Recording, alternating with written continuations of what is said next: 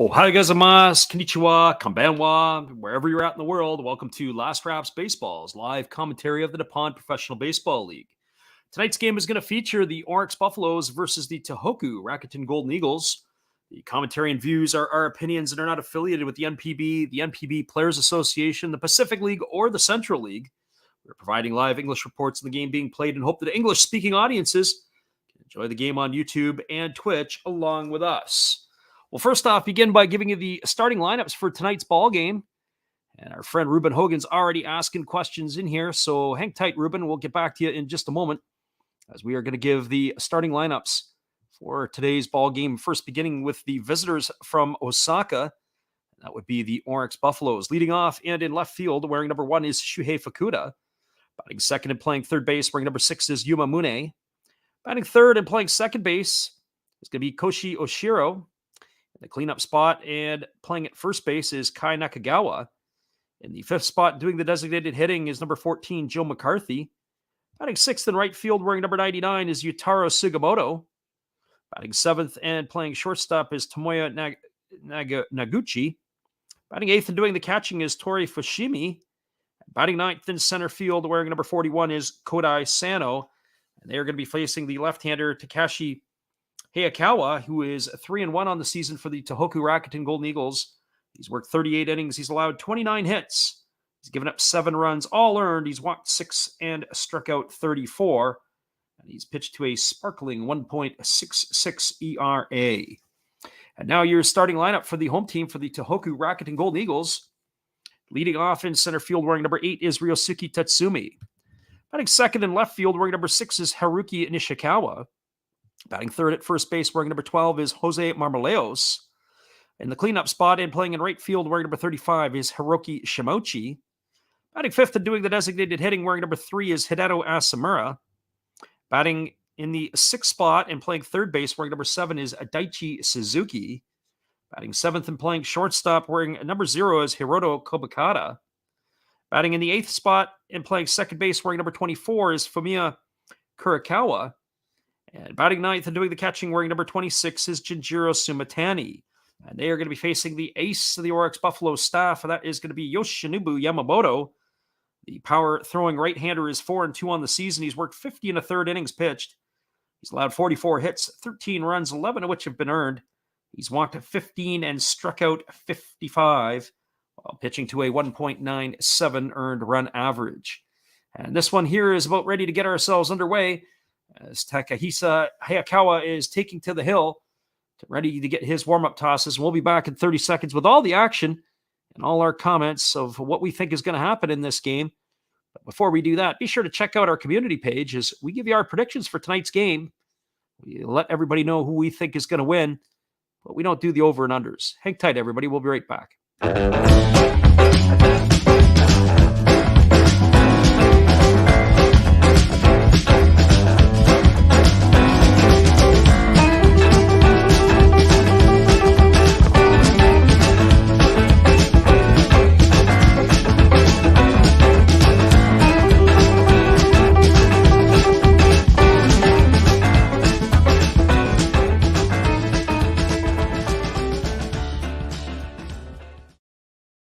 Welcome back, everybody. We've got Vivid Life in the house, and we've also got Eric Castile. I hope I said that correctly.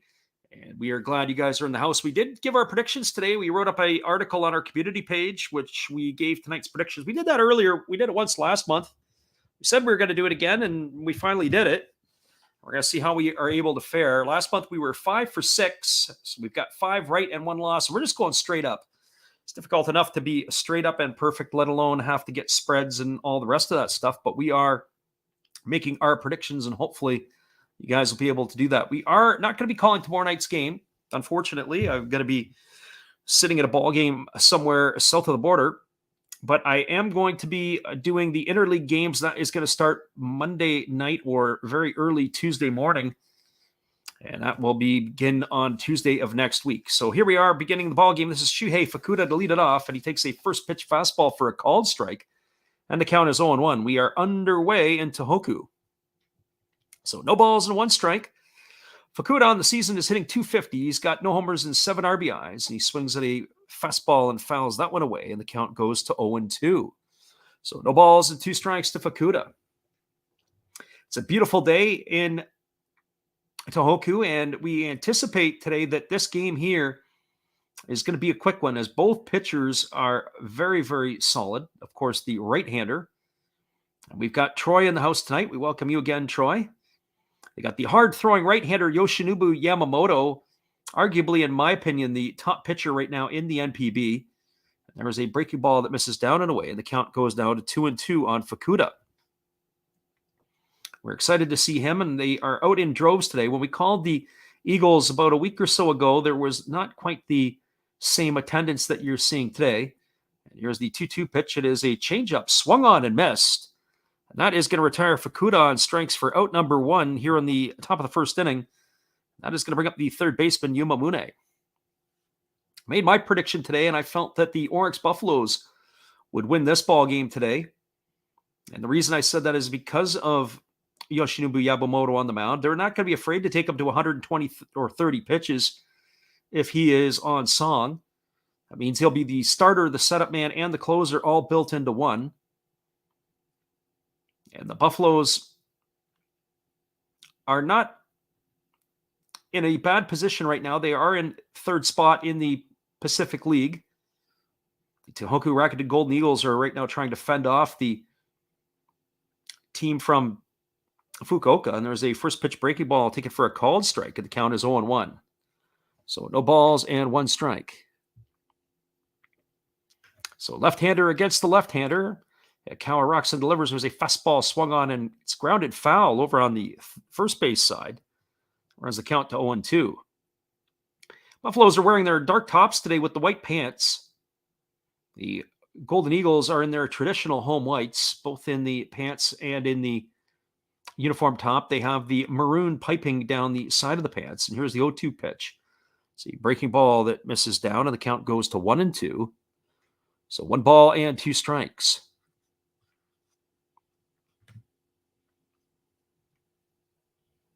It is a full slate of games across the NPB, and they are all 2 o'clock local time starts, or 1400 hours.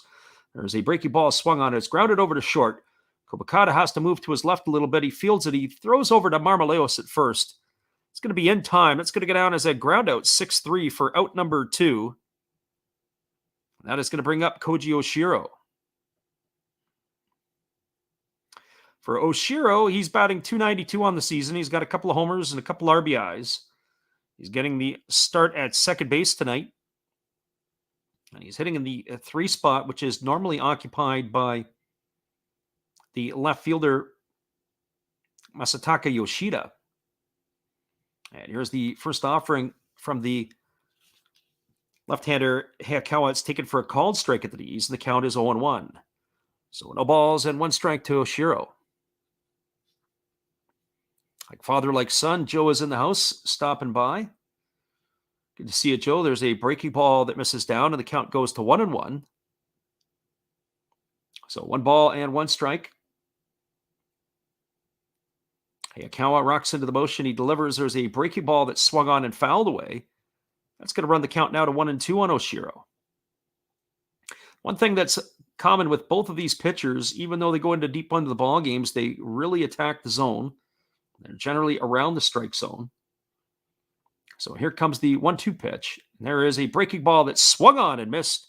Oshiro has gone on strikes for the 3rd out here in the inning. And for the Buffaloes, they go quietly. There were no runs, no hits, no errors, and nobody left the board. Through a half inning, it is the Buffaloes nothing. The Eagles coming to bat. Stick around, everybody. We'll be back with the call at the bottom of the first inning after this when we return from our friend Steve Rademacher. Hello, guys. Thank you for joining Freddie here on his baseball game. And I'm Steve Rademacher, and my channel is really all about everybody, including all my international friends.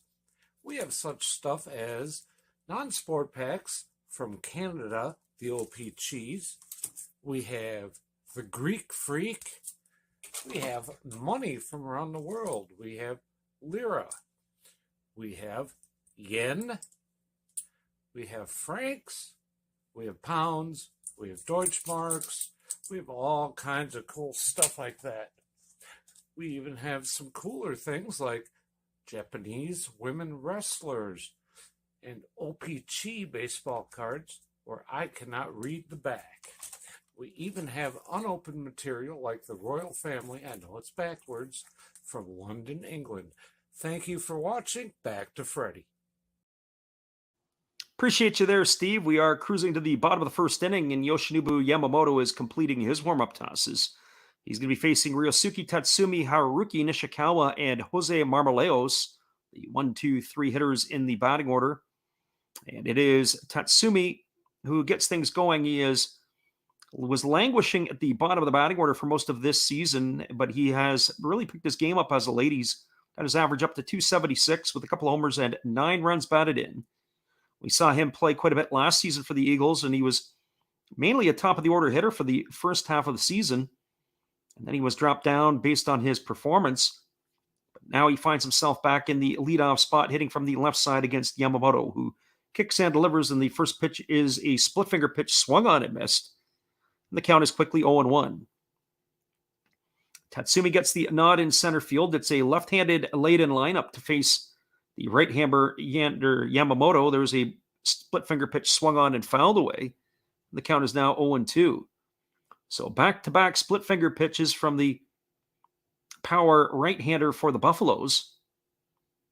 So here comes the 0-2 pitch. Yamamoto rocks into the windup. He kicks and he delivers.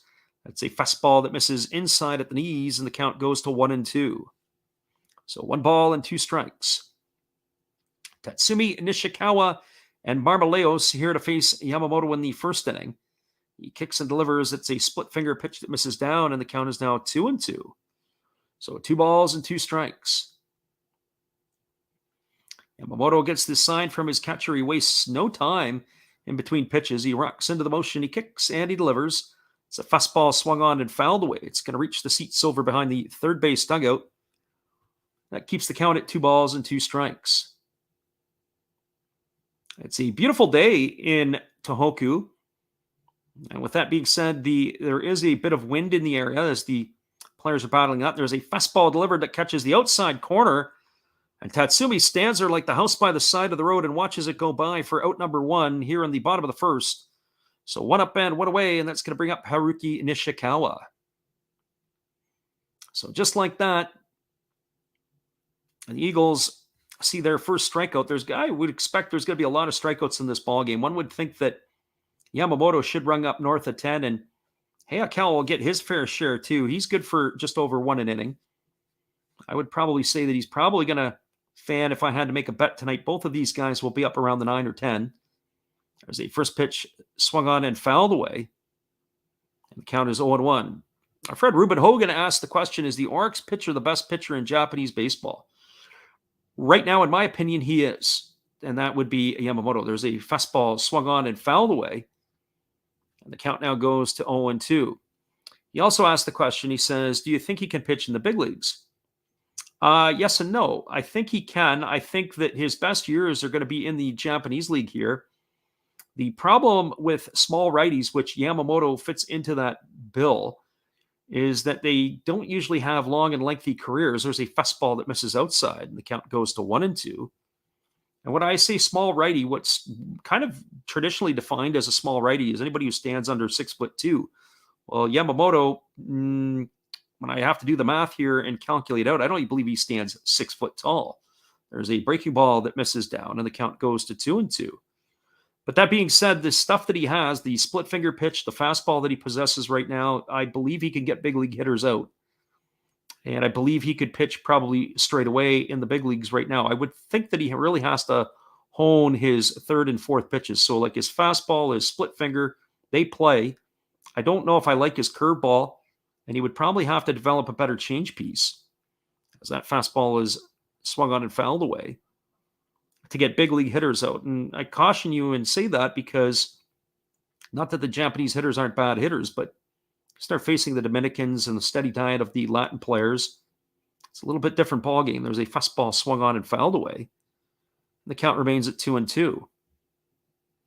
And at the bare minimum, I think that Yamamoto would be able to survive or to be able to pitch as somebody, not just as a starter, but somebody who could even come out of the bullpen. And so 2 balls and 2 strikes to Nishikawa and have success. So here's the 2-2 offering. And there's a fastball swung on. It's grounded to short, and it gets through the shortstop, who slides to his right. And that was Noguchi, who slid to his right and stuck his glove out, and the ball ends up getting by him. And that's going to be probably ruled a single by Nishikawa. It was not an easy play. Should he have stopped the ball? Probably. But that ball was slapped the other way as he ranges to his right. He reached out and it went off the tip of his glove into left field. And that was not ordinary effort, so one would have to assume that that is going to be a base hit for Nishikawa. So Nishikawa is the runner at first, and Jose Marmoleos is in the 3 spot today. It's normally Hideto Asamura has been in that spot, but the way Marmoleos has been swinging the bat, he has moved up in the order here to face the right-hander Yamamoto. And the first pitch is a fastball taken for a called strike, and the count is 0-1. I think Marmoleos may want that pitch back because that was a beautiful fastball. Thigh high, middle and away. So Marmoleos, he's got his average up to 245 on the season. He's got 5 homers and 23 runs batted in. This 2, 3, 4 spot in the batting order is very productive for the Golden Eagles. As Yamamoto throws over to first base, and diving back in time is the base runner Nishikawa. What would probably handicap the Buffaloes today, in my opinion, would be their lack of offense in this game. And the big eraser is their star on the mound. There's a fastball swung on and fouled away. And the count now is 0-2 to Marmoleos. No Yoshida in the lineup. No Adachi in the lineup. And they've really, really struggled with regards to their offense. They do have Joe McCarthy, who's in their lineup tonight. We'll get to him in a little bit later. He has recently joined the club. He's only had 4 at-bats. So no balls and 2 strikes to Marmoleos. Yamamoto holds at the chest, and now time is called for by the batter Marmoleos. He steps out of the box. He takes a couple of practice swings. The runner Nishikawa at first base, he's got a healthy lead. Keeping an eye on him to see if he goes. The 0-2 pitch coming up to Marmoleos. Yamamoto holds at the chest, and now he kicks and fires, and again the umpire jumps out calling time. Yamamoto threw the pitch, and it was a fastball down and away. But Marmoleos was granted time, a late call by the umpire. One would think that the pitcher Yamamoto will file that one away in the back of his mind and remember that for the next time. Next time he gets a chance, then maybe to buzz the light tower of Marmoleos. So that runner at first is Nishikawa. He is a threat to run. He's got 10 stolen bases on the season. Yamamoto holds at the chest. And now he kicks and delivers. It's a split finger pitch that misses down. That runs the count to 1-2. So 1 ball and 2 strikes to Marmoleos. Marmoleos took him a little while to get himself going, but he's definitely on track right now. As we said, they've got the first 3 hitters in the batting order are lefties. In fact, first 4 if you include Shimochi before they get to Asamura. And there's a breaking ball that swung on and it's grounded foul to the first base side over there by the first base coach's box. That's going to keep the count at 1-2. So 1 ball and 2 strikes to Marmoleos. I'm just eyeballing the lineup. Obviously, Suzuki's a left-handed stick as well. I can't remember about Kobakata and Kirikawa. I believe Kobakata is as well. After you go back and take a look at my notes.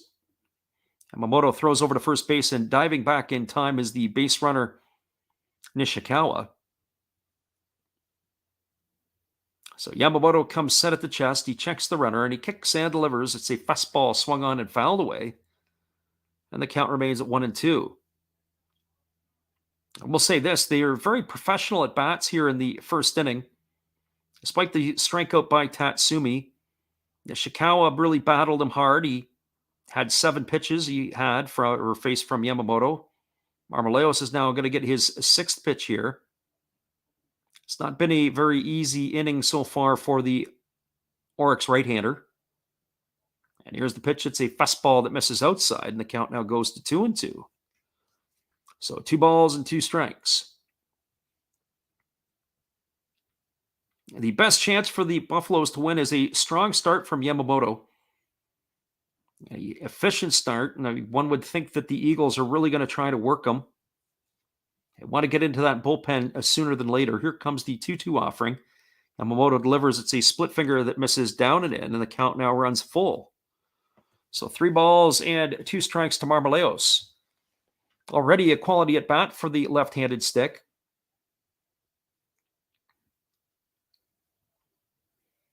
He digs in, and Yamamoto gets a sign. He checks the runner at first. And now he comes set at the chest.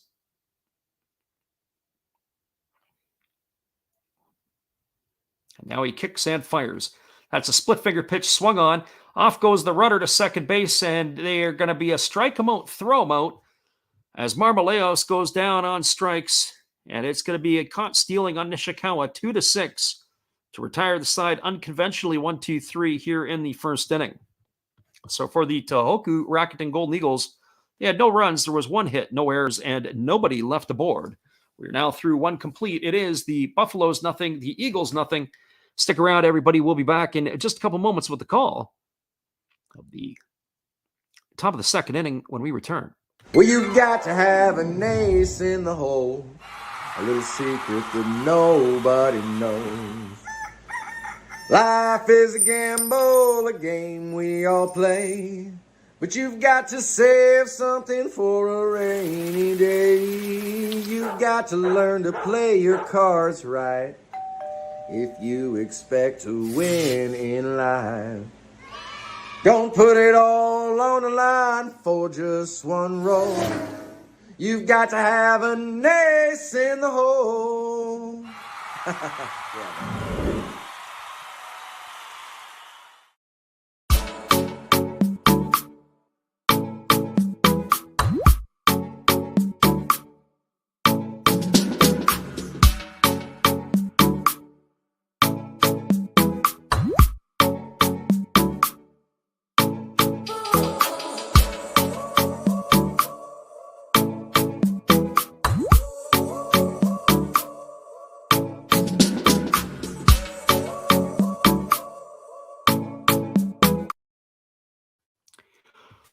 Back, everybody. We're cruising to the top of the second inning. It's going to be Kai Nakagawa, Joe McCarthy, and Yutaro Sugimoto to come up to face the left-handed pitching left-hander for the Tohoku Rakuten Golden Eagles, Takashi Hayakawa.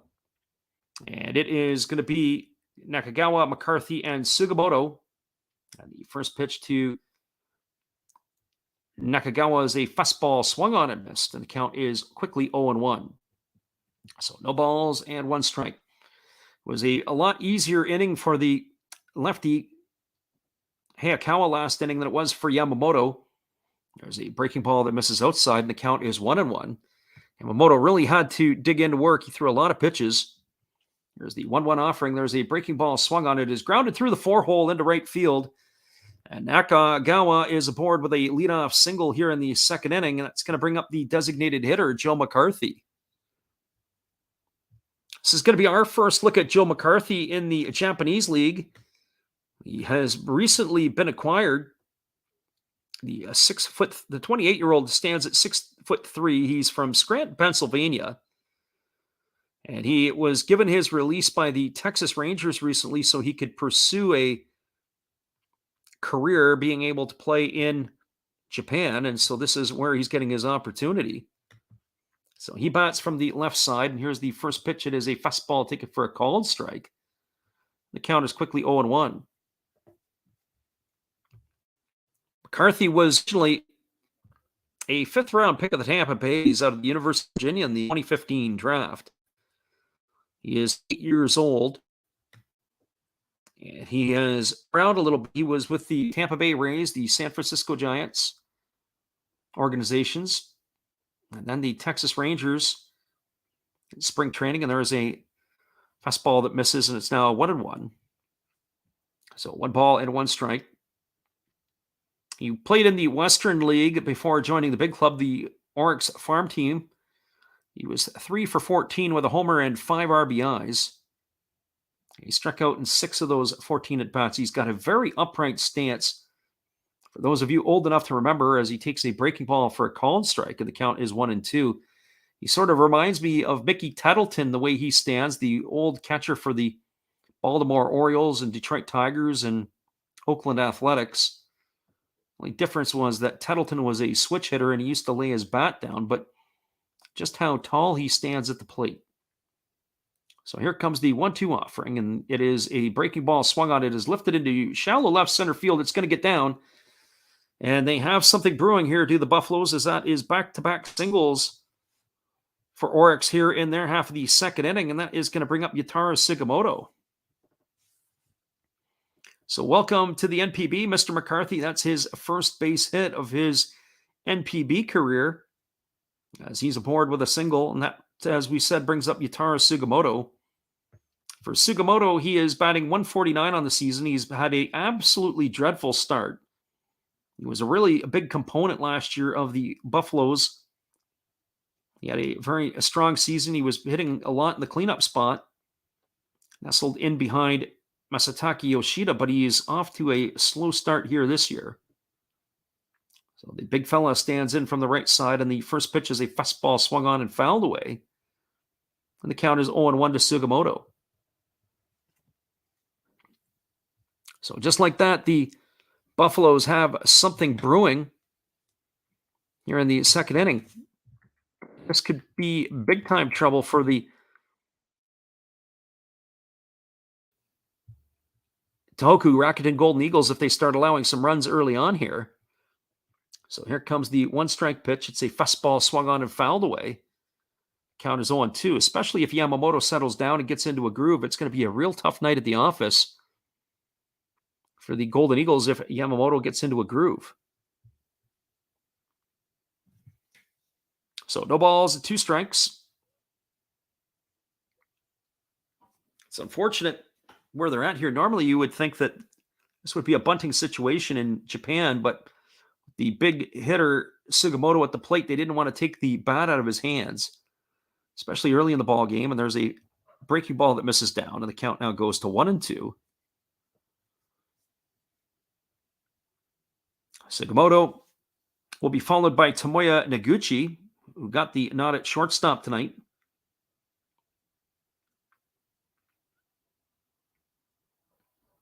So Hayakawa, working from the stretch, he gets the sign from his catcher. He's ready to go back to work. He holds at the belt. He checks the runner at second. He checks him again, and now he delivers. It's a breaking ball that misses down, and the count goes to 2-2 on Sugimoto.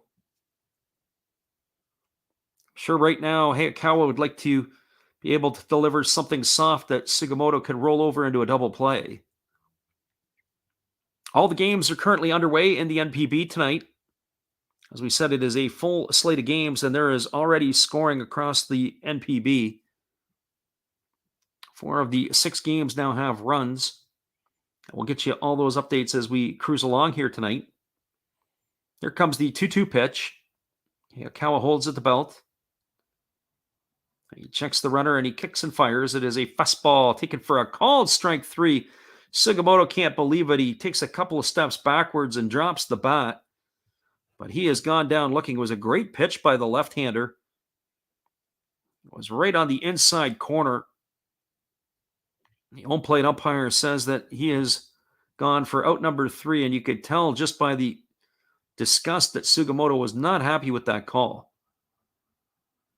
And that's where we would say that's where you're getting the home cooking. The Tohoku Rakuten Golden Eagles are going to get the calls where they are at home. That's going to bring up the shortstop, Tomoya Noguchi. Noguchi is batting .270 on the season. He takes a first pitch for a ball outside. The count is 1-0. He's got no homers and 4 runs batted in. Some of the Buffalo regulars not in the lineup tonight. Noguchi here getting the start. And as he waits on the offering, here's the pitch. It is a fastball that misses up and in, and the count goes to 2-0. So 2 balls and no strikes.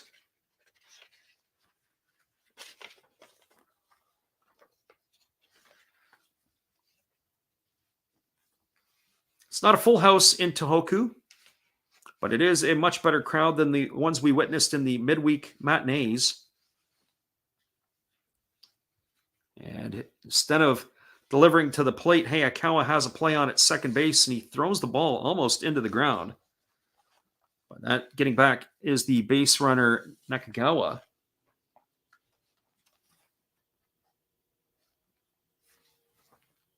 So he's got something worked out with his shortstop, Kobakata. He's flashing him some signs, and they're communicating, and they're keeping an eye. They're concerned about that runner at second base. Certainly he's in scoring position. And here's the pitch. It is a breaking ball that misses outside, and the count now runs to 3-0. So 3 balls and no strikes to Noguchi.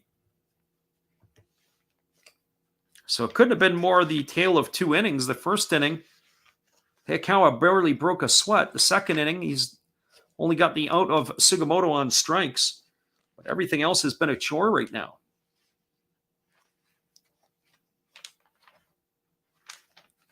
And here comes the 3-0 offering. It is a fastball. It's swung on. It's popped up. Coming back close towards the screen is the catcher, Simatani. He leaps and he makes the catch right up against the fence, and that is going to retire the batter, Noguchi, on a pop-up to the catcher. We're going to have to get another replay on that one. I'm sure the home team is going to want to see. It was a really good play. We lost the camera angle a little bit, but we saw Sumatani go right back to the fence, and he leaps up against the fence, and he basically snow cones it. I wonder if Orix will want to have a look at that to see if he pinned it against the screen, but he gets a clap of approval from his pitcher. It doesn't look like Orix is going to challenge, as that is going to be out number 2. That's going to leave it up to Tori Fushimi. For Fushimi, he's batting .263 on the season. He's got no homers and 2 RBIs. And there's the first pitch. It is a breaking ball swung on and fouled away. And the count is quickly 0-1.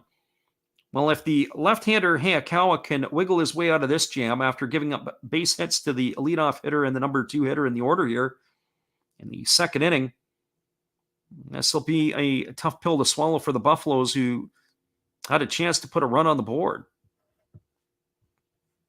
So no balls and 1 strike to Fushimi. Our friend Vivid Life is in the house here. And here comes the 0-1 pitch. There's a fastball that misses outside, and the count's 1-1. He says, so FanDuel placed an extra bet on a Korean baseball game for me, too, even though I was under the Japanese baseball tab. So he says, let's go Doosan Bears. There you go. So now Vivid Life is fist pumping for the Bears. So 1 ball and 1 strike, and Hayakawa steps off the mound. He grabs the rosin bag and rubs it up. He's still concerned about that base runner, Noguchi, or check that Nakagawa at second base. And here comes the 1-1 offering. He kicks and delivers. It's a breaking ball swung on. It's fouled right into the shin guard of the catcher, Fushimi. That's why he's wearing the shin guard, but anytime you foul a pitch off into your shin, it hurts like you wouldn't believe. But he's very fortunate to have that in place, because otherwise he'd have himself quite the welt. So 1 ball and 2 strikes it is to Fushimi.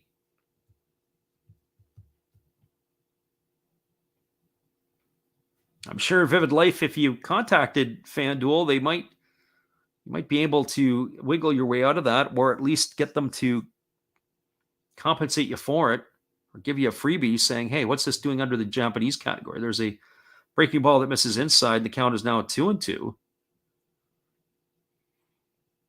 So 2 balls and 2 strikes to Fushimi. It'll be Kodai Sano who is waiting on deck, should Fushimi be able to extend the inning here. So 2 balls and 2 strikes.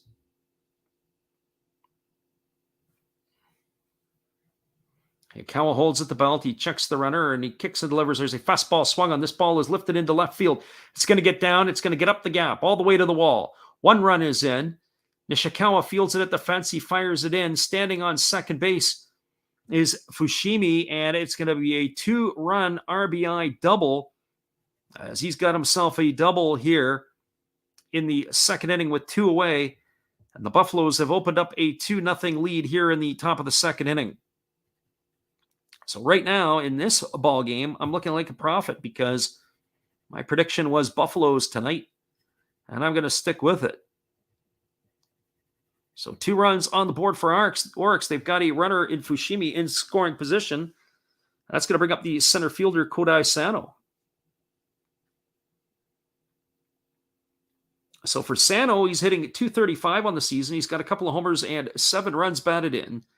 And the first pitch is a fastball that misses outside, and the count is 1-0.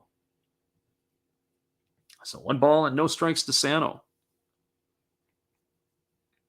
I believe the key to this game is how long that the starting pitcher, Yamamoto, can stay in the ball game for Orix. The longer he can stay in, it's a greater chance that they will survive and win the ball game. And there's a breaking ball that catches the outside corner, and the count goes to 1-1.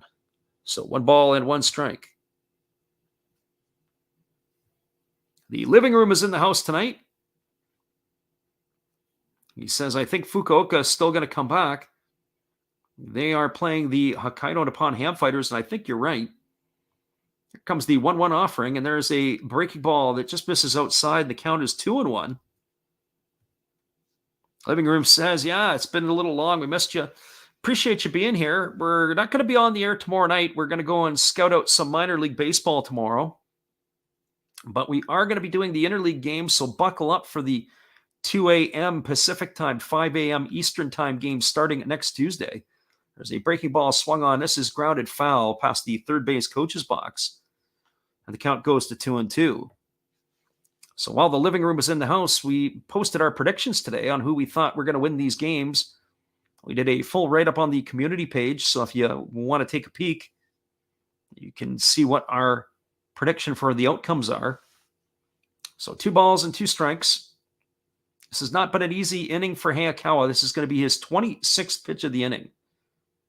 He holds at the belt. He checks the runner, Fushimi, at second. He kicks and delivers. There's a breaking ball swung on, and it's fouled away. It's going to reach the seats well behind home plate. And the count remains at 2-2. Troy says, time for a yogiism. Sometime it gets late early. Absolutely. Living room says, who we scout tomorrow? We're going to go and see the Everett Aqua Sox play tomorrow. I believe it's the Hillsboro Hops. And here comes the pitch. It is a fastball swung on and grounded foul over on the third base side. It keeps the count at 2-2. So the Everett Aqua Sox are the high affiliate for the Seattle Mariners. The Hillsboro Hops, I have to double check, but they used to be and have been for quite a while the Arizona Diamondbacks. Sometimes the affiliates do change. So curious to see both of those.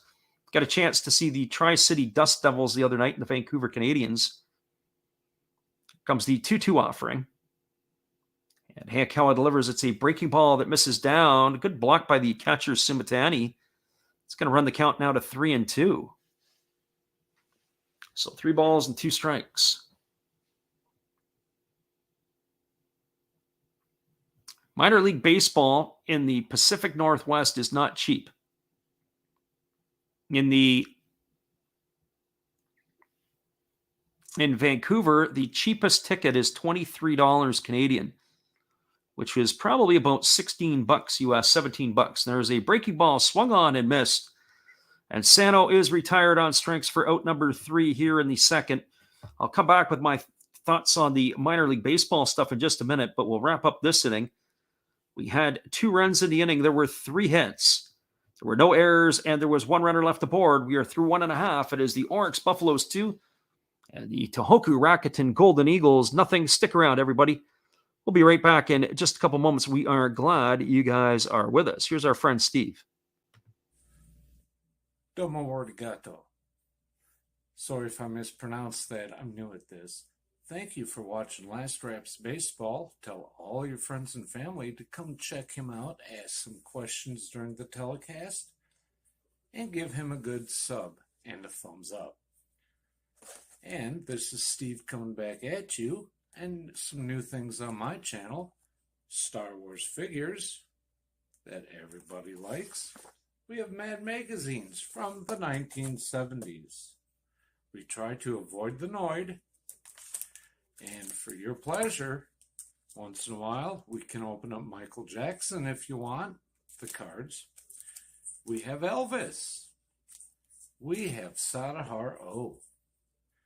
We love everything that is everything, so we even have the Beatles fighting with lightsabers. Look at that, John and George. Once in a while, we'll even have my brother take over my channel on a Tuesday. So once again, everybody tell your friends, come see Freddie at Last Raps Baseball. And right now, I'm going to kick it right back to you, Freddie. As always, appreciate you there, Steve, and the support you give to our channel, and in return, we support him. We've got the Heart of the Eagles batting order coming up. That means Hiroki Shimochi, Hideo Asamura, and Daichi Suzuki, 3, 4, 5, and 6.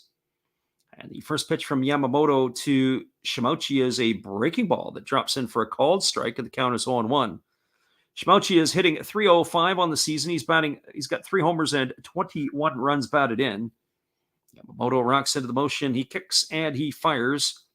There's a fastball that just misses down in it, and the count is 1-1. Started talking in the last half inning about the cost of some of the ball games. Sometimes don't necessarily always pay for the tickets or get the tickets, or sometimes give them at discounts, although tomorrow night I will be pulling the money out of the pocket. There's a breaking ball that misses outside. The count is 2-1. The Canadians, $23 to watch high A ball. When you think about it, you can go down to the Seattle Mariners and you can still get tickets in around the $10 range, especially if you're looking on StubHub. There's a fastball that misses outside. The count now goes even to 2-2. So 2 balls and 2 strikes to Shimochi. The other thing is, in Everett, you can, for $12, you can buy a front row seat between third base and home plate, be able to get all the action. There's a breaking ball that misses down and in, and the count now runs to full on Shimochi. So just depending on where you're at, so $23 in Vancouver for sure. But the thing is that there's really, what I've noticed the other night is, you only had about 2,400 fans in the stands. And you would think that they would probably consider, there's a fastball swung on. This is line down the left field line. It's in the corner. It's going to be extra bases for Shimochi. He's digging for 2. The left fielder struggles to pick it up, but Shimochi is going to have to throw on the brakes at second base as the left fielder Fukuda finally comes up with the ball, and the Eagles fans are on their feet cheering. Shimochi is able to get himself a leadoff double here in the second inning. And that is going to bring up the designated hitter, Hideo Asamura. So as I was saying a moment ago, and as the living room chimes in, so he says just to get a good seat. And it's, pretty decent in terms of that. Like, I mean, you're right on top of the play. If you've ever had a chance to get out to Vancouver to Nat Bailey Stadium, it's one of the most beautiful venues for minor league baseball, probably in the Pac Northwest. And not just the Pac Northwest, just baseball period, when you get a chance to see other venues around North America. And here comes the first pitch. It is a fastball that misses inside to Asamura, and the count is 1-0. They've done a lot of upgrades, a lot of works. It used to be the home of the AAA franchise when they used to play in the Pacific Coast League. And once the Canadians became a single A franchise, they still have drawn very well. There's a fastball that misses outside, and the count is now 2-0 to Asamura. The problem is that in Vancouver, you really don't start getting good weather until the middle of May. And even right now, it's been a little bit dicey. Last night, the temperatures, for those of you who do Fahrenheit, was at game time, it started in the mid-50s. By the time the game was done, you were in the mid-40s. The weather was a little bit brisk. Here's the 2-0 offering. It's a fastball swung on and fouled away. And the count goes to 2-1. So 2 balls and 1 strike to Hideo Asamura. Asamura is hitting .257 on the season. He's got 6 homers and 27 RBIs. We mentioned that the outset that the 2, 3, 4, and 5 hitters in the order are very much run producers here for the Golden Eagles. And there's a fastball swung on and it is fouled away. It's going to reach the seats. That runs the count to 2-2. Our friend the living room says snow in Colorado too. Well, here in Vancouver, there is, or at least in the North Shore Mountains, they're still getting snow. Grouse Mountain was closed up about a week or two ago. I think about a week, maybe not even 10 days ago. And some of the people were saying that there's still enough snow up there they could keep going, but I guess the groomers go down to Colorado because the Colorado season still is extended. There's a fastball that misses inside, and the count is now 3-2. I don't know a whole lot about that, but I certainly know that they could keep skiing here if you wanted to because there's enough snow. We're almost into June. Another 10 more days, and you're into June, and you got who knows what. So 3 balls and 2 strikes. And here comes the 3-2 offering to Asamura. That is a split finger pitch that swung on and fouled away. And the count now remains at 3-2. So I was saying about the Golden Eagles here with 4 in the lineup: Nishikawa, Marmoleos, Shimochi, and Asamura, really major run producers. They're all feeding off one another, and certainly Tatsumi at the top of the order has been really playing well lately too. And he's now the part of a table setter there to drop Nishikawa to 2 in the lineup. There's a fastball swung on and fouled away. And the count is 3-2. Our friend Ruben Hogan pops in and says, how's the under 6 looking? For the ball game, right now I'd say not too good. I think that I'd be biting my nails at under 6. Living room says, I wonder if they go to Australia in the off season. I would assume you're talking about the workers, or at least the ski people who we were talking about. There's a split finger pitch swung on and fouled away. The count remains at 3-2. And I'll take Ruben Hogan to another level on that one to you. With the starter Hayakawa really having to work last inning as he's up to around 40 pitches. And the right-hander Yamamoto is already at 35 here in the second inning. It may go to a battle of the bullpen sooner than we think. I know that both of these pitchers can ramp it up, but we might see both of these guys out of here pretty quick. There is a split finger pitch that misses down, and Asamura is going to draw himself a walk. That's going to put runners at first and second with nobody out, and it's going to bring up Daichi Suzuki. So there's nothing more that drives you crazy is when your pitching or when your hitters can score you a couple of runs, and then they turn around and you get themselves into trouble, and you got to be able to put up a 0 the next inning to keep your momentum. But now there's runners at first and second with nobody out, and that brings up the third baseman, Daichi Suzuki. This is probably going to be a bunt situation, one would think here, because Suzuki is hitting .198. He's got a homer and 7 RBIs. He has struggled this year, and certainly the next hitter, Hiroto Kubakata, is definitely a bunt candidate. But we're going to see what's in the mind of the manager Ishii for the Tohoku Rakuten Golden Eagles. Well, we have our answer as Suzuki is squaring the bunt. And the pitch is a fastball that's swung on his tap foul. And that is going to be no balls and 1 strike. Our friend DeSanto Rollins pops in here tonight, and he says the Buffalo's under 3.5. Boy, the way it's looking here tonight, this game before the game started, I would have thought the 2 pitchers would have matched up for a under situation here. But the way things are looking right now, I don't think either of these pitchers are going to be around much past the 6th inning tonight. So here comes the 0-1 pitch to Suzuki. And it's a fastball that misses down, and the count goes even to 1-1. So 1 ball and 1 strike. Living room says, I can say that Australia has a skiing economy.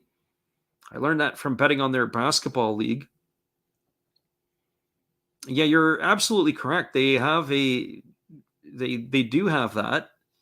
There's actually a lot of Australians that are up in Whistler. They come not just for the skiing, but they come to work. Here comes the 1-1 pitch. That ball is bunted down the first base side. It is fielded nicely by the first baseman, Nakagawa. He throws to the second baseman covering. That's going to go down as a sacrifice 3-4. For the first out of the inning, it's going to advance the runners. Shimochi goes to third. Asamura goes to second. That's going to bring up the shortstop, Hiroto Kobakata. So for Kobakata, he's batting .246. He's got no homers and 6 RBIs. When we called the midweek games a couple of weeks ago, he did a hit first dive into first base, and he jammed a thumb or wrist, ended up putting him out of action for a little bit. If there was an opportunity for a squeeze play, this might be one of those here because Kobakata really handles the bat well. So here comes the first offering from Yamamoto. It's a breaking ball that catches the inside corner, and the count is 0-1. Kobakata has another left-handed stick in the lineup. Our friend Vivid Life says, looks like the Hawks have tied it up, but the Lions are facing an uphill battle tonight. I think you're right. Certainly the pitching will favor the Hawks. So here comes the 0-1 offering from Yamamoto. He kicks and fires. It's a fastball that misses outside, and the count is 1-1. That last pitch was at 151 kilometers an hour. We've seen Yamamoto dial it up to 100. Well, that there was just shy of 95. So he may not have his best velocity or maybe even his best stuff tonight. We haven't really seen that from him yet. And here comes the 1-1 pitch. There's a fastball that misses outside. The count now is 2-1.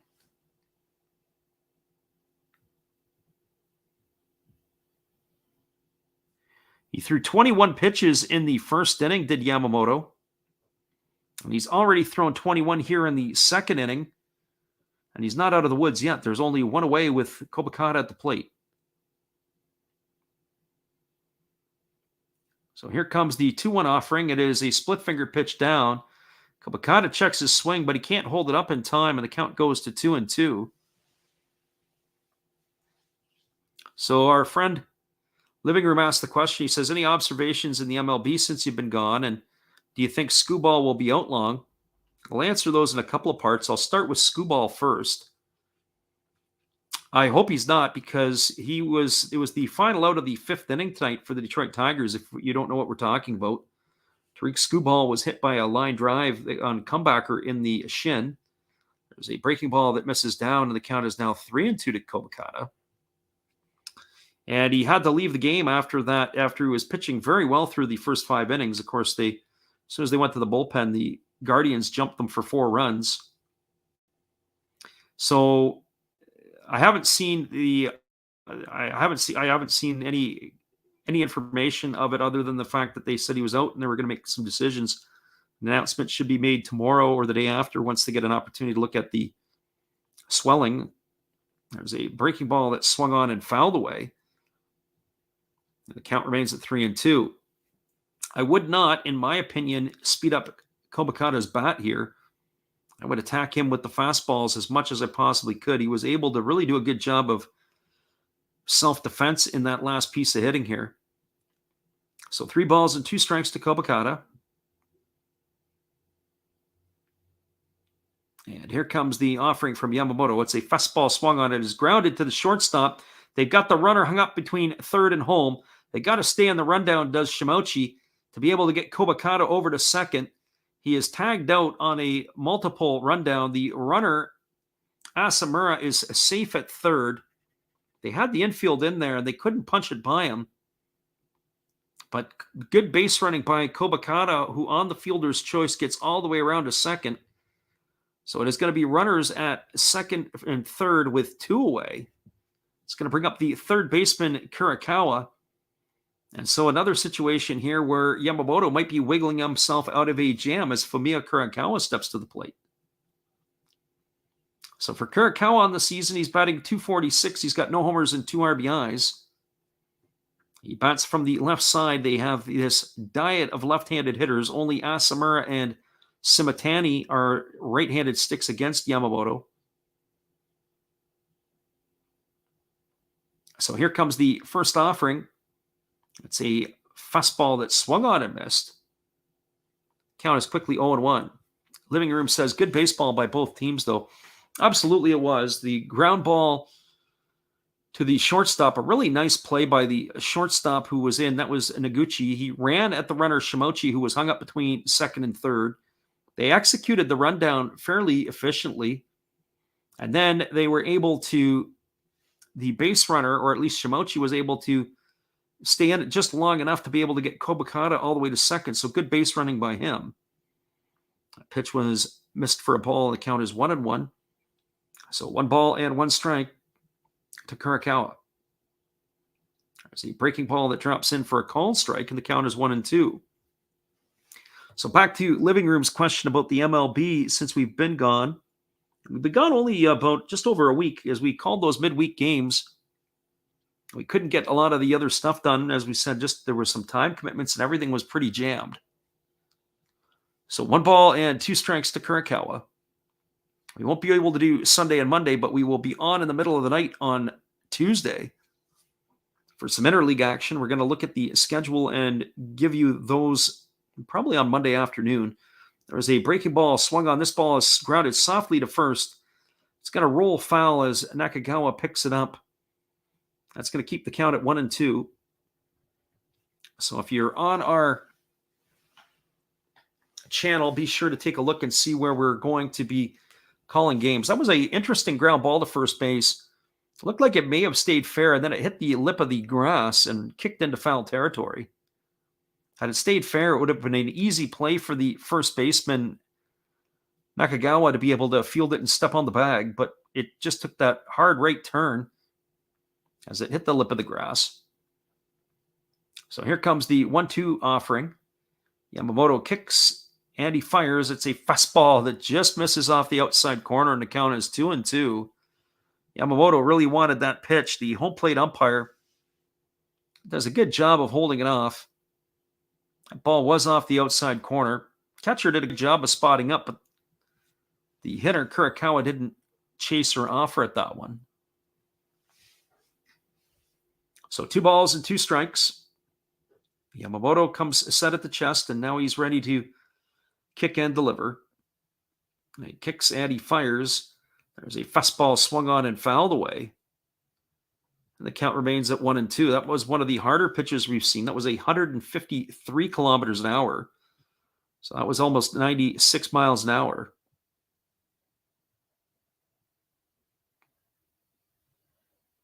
So 2 balls and 2 strikes.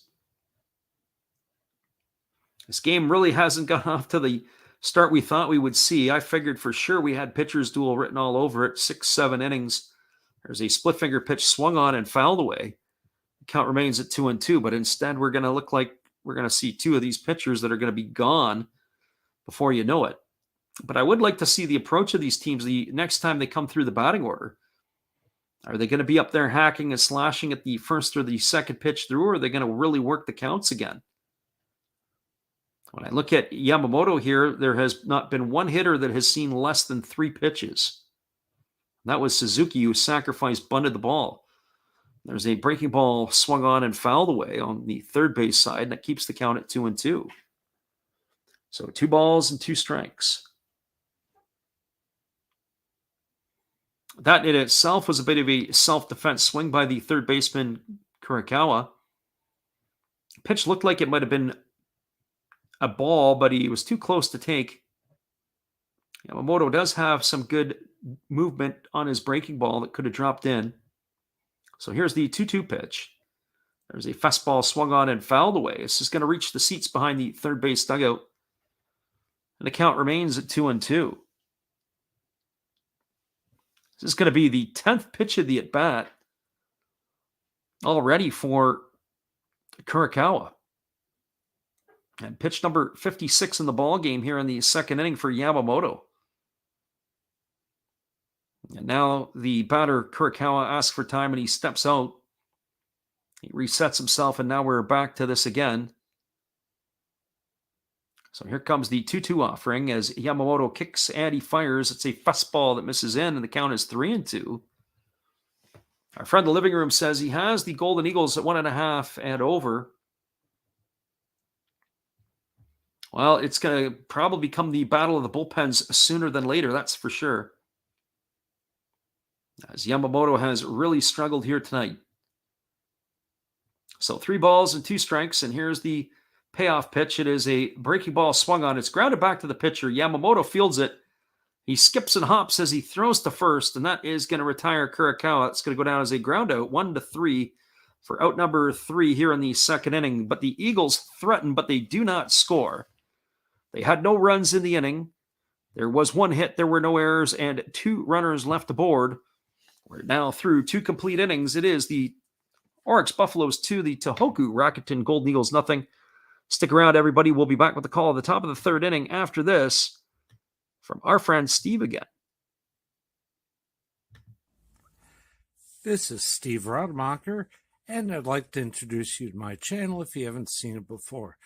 These are all the things I enjoy: sports, autographs, relics, non-sports Hall of Famers, pseudo-sports, Star Wars. That's my channel name and my name, and I would really appreciate it if you would come check me out and maybe even subscribe if you like it. Thank you for that for now, and back to your ball game. Hey, welcome back. Thanks for checking out Last Reps. We had some winners in last month's mystery pack giveaway. The names right here, and maybe here are the winners. Make sure you are following the instructions on our other video to qualify this month for a pack of mystery cards from Zero Fox Sports Cards. Thanks for checking it out. Enjoy the ball game. Welcome back, everybody. It is going to be the top of the order coming up for the Orix Buffaloes. That means Shuhei Fukuda, Yuma Mune, and Koji Oshiro to face the left-hander for the Tohoku Rakuten Golden Eagles, Hayakawa. We'll take a quick peek around the NPB as this one gets resumed here. The first pitch that's offered to Fukuda is a fastball that misses outside, and the count is 1-0. It is 3-0 for the Hokkaido Nippon Ham Fighters over the Saitama Cebu Lions. That's in the bottom of the third. We gave our predictions today, and we would have that one in the X category. We would have that one wrong. There's a fastball that catches the outside corner, and the count goes to 1-1 to Fukuda. Fukuda is 0 for 1 today. He struck out his first time up. And he is facing the left-hander Hayakawa here for the second time. There's a fastball that misses up and away, and the count is now 2-1. It is a 1-1 ball game between Chiba and the Fukuoka SoftBank Hawks. That's in the top of the third. And there is a fastball that swung on. It is popped up into shallow left field. Coming over underneath it is Nishikawa. He keeps coming, and he makes the grab right by the foul line. The wind took it for a ride, and that is going to retire Fukuda. 1 up and 1 away here in the third inning. We're saying about Chiba and the Fukuoka SoftBank Hawks. That game's 1-1 in the top of the third. We took Fukuoka in that one. Pretty confident here in the bottom of the third inning. If you took the Hiroshima Carp and you took the over, you're probably going to be grinning all the way to the bank. It's 9-0 for the Carp in the bottom of the third inning. They're playing the Chinichi Dragons. There's a fastball taken for a called strike, and the count is 0-1. Pitch was a very generous strike call, as that was probably as high as the umpire is going to go. Definitely belt high for sure to Yumamune. Mune today is 0 for 1. He grounded the short his first time up, and there he swings at a breaking ball. He hits it on a hop over to first. Diving to his right is Marmoleos. He flips it to the pitcher covering, and that is going to retire Mune. A very nice play by the first baseman Marmoleos. It goes down as a ground out, 3-1 for out number 2. He takes a 1-step, 2-step, and dives to his right. That's the benefit of being a left-handed throwing first baseman. The glove's already on that side. Nice play. He's able to flip it over to the pitcher covering, and that retired Mune for out number 2. So the Carp is probably not going to lose that one. And there's a breaking ball delivered to Koji Oshiro, which is taken for a strike. Oshiro is 0 for 1 today. He struck out his first time up. And there's a fastball taken for a called strike, and the count is 0-2. We're giving our thoughts on the out-of-town scoreboard. As we said, the Dragons down 9-0 in the bottom of the third to the Carp. With Morishita on the mound, he is probably going to cruise to a victory there. There's a fastball that misses outside. The count goes to 1-2. The Hanshin Tigers have a 2-0 lead over the Yamuri Giants in the top of the third inning. We took Yamuri in that one. We had Matt Shoemaker on the hill against Aaron Wilkerson. There's a fastball that misses inside. The count is 2-2. I'm still going to go with the big bats of the Giants in that one. And then the other game that we made the prediction on was the final game. The Swallows have a 4-2 lead over the Bay Stars. That's in the bottom of the third inning. And here's the 2-2 pitch. It's a breaking ball that misses down, and the count goes to 3-2 on Oshiro. So we would probably stay with that one too, as we did have the Swallows to win. I like the pitcher there better than I do going for the Bay Stars. There's a breaking ball swung on and fouled away, and that's going to keep the count at 3-2. So those are our thoughts, and that's what's happening around the league. So 3 balls and 2 strikes. As Hayakawa is ready to go back to work here again, here comes the 3-2. There's a fastball that swung on. It is lifted down the right field line, and it's going to get down, but it's going to be in foul territory as Hiroki Shimouchi raced all the way over. And that is going to keep the count at 3-2. Our friend The Living Room says the YouTube shorts featuring the NPB teams ruled. Tell us about that. We'll give you a couple of insights there in a minute. There's a fastball swung on. This ball is driven into left center field. It's going to get down. It's going to get up the gap all the way to the wall. Digging for 2 is the base runner Oshiro. He's rounding second, headed toward third, but he slams on the brakes. And he's going to get himself a double as they were able to get the ball back in time. The trailer Marmoleos cruised into second base. So a double here for Oshiro.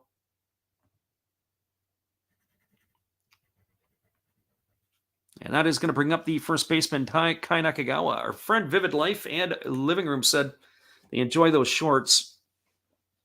For those of you who maybe don't know, what's interesting about this is, or at least what I think is interesting about this, is the Calbee is a potato chip company that produces potato chips. And amongst other salty snacks and different things, there's a first pitch breaking ball taken for a call and strike. And so Calbee, when they sell their potato chips during the baseball season, they put packages of cards on the chips. So you buy the chips, and you get a pack. Usually it's 2 cards to a pack. So here comes the 0-1 offering. There is a breaking ball that misses outside. The count goes to 1-1. In the offseason, when I was in Japan, they had the Japanese national team right around our Christmas time. The Japanese national team cards, and picked up a number of those. The potato chips usually are about 89.99 cents, something like that for a small bag. There's a breaking ball swung on. This ball is lined into right center field. It's going to get down. It's going to be a run, and this is going to score 1, and it's going to be a RBI single for Nakagawa. It's going to be a 3-0 lead for the Buffaloes. And just like that, as the first 2 outs happened pretty quickly, a double and a single all with 2 outs, and it's a run that has been manufactured by the Buffaloes. And they've taken a 3-0 lead here in the top of the third inning. So 3-0 for the Buffaloes. And they're not done yet as Joe McCarthy steps to the plate. And they get a round of applause from Yoshinobu Yamamoto, who is up and throwing in front of the dugout. Not like he's thrown enough already. So back to the potato chips. That's basically what it is. The potato chip company is able to provide some of that stuff, and they are producing their cards, which I think is kind of cool.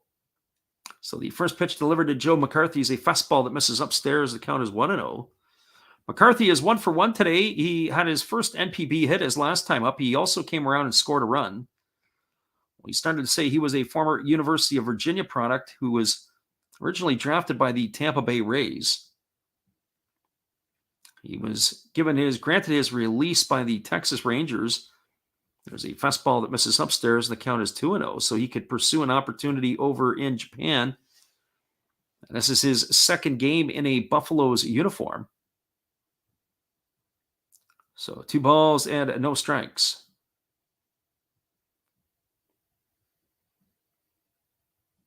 So here's the pitch from Hayakawa. It's a breaking ball that misses down. Runs the count to 3-0 on McCarthy. So we were just doing some of those NPB shorts with the Calby stuff, and we were doing a couple a day or sometimes a little bit more because Orix happened to have a few more in it than most. So we split theirs up between their pitchers and their hitters. There's a breaking ball that catches the inside corner for a called strike, and the count is 3-1. It's a bit of a favorable call for the lefty there. He's not been around the plate to McCarthy, and he struggled this inning to get that pitch. I'm not sure about. So here comes the 3-1 offering. There's a breaking ball swung on. It is grounded over to first, right to the first baseman, Marmoleos, who steps on the bag. And that is going to do it. That's going to go down as a ground out to 3 for out number 3 here in the third inning. But they add another run to the board to the Buffaloes. They got 1 run in the inning on 2 hits. It all came with 2 outs. There were no errors and 1 runner left aboard. We are now moving to the bottom of the third inning. We've got ourselves a 3-0 game. Glad that we got Zero Fox in the house tonight. We're just ready to go to his commercial. That is Dave, our friend. We've got 2 of them for you. Don't forget to go subscribe to his channel. And also make sure to check out the winners. And don't forget, Last Raps Baseball sent you. Let them know. Hey, welcome back. Thanks for checking out Last Raps. We had some winners in last month's mystery pack giveaway. The names right here, and maybe here are the winners. Make sure you are following the instructions on our other video to qualify this month for a pack of mystery cards from Zero Fox Sports Cards. Thanks for checking it out. Enjoy the ball game. Hey everybody, thanks for checking out the game and Last Raps Baseball. This is Dave, Zero Fox Sports Cards. If you like pack openings, baseball, all that good stuff, check us out. Drop a comment on our channel this month to win a mystery pack of cards. All you gotta do is say Last Rap sent you to be entered. And we'll drop a video later on this month announcing the winner. Enjoy the game. Welcome back, everybody, and that was just appropriately timed as we were about to run those, and Dave is in the house. We appreciate you, Dave, and your support of our channel, and in turn, we like to support Zero Fox Sports.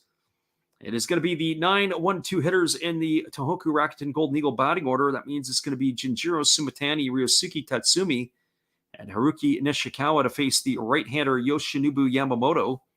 So 9-1-2 here to get things going in the bottom half of the third inning.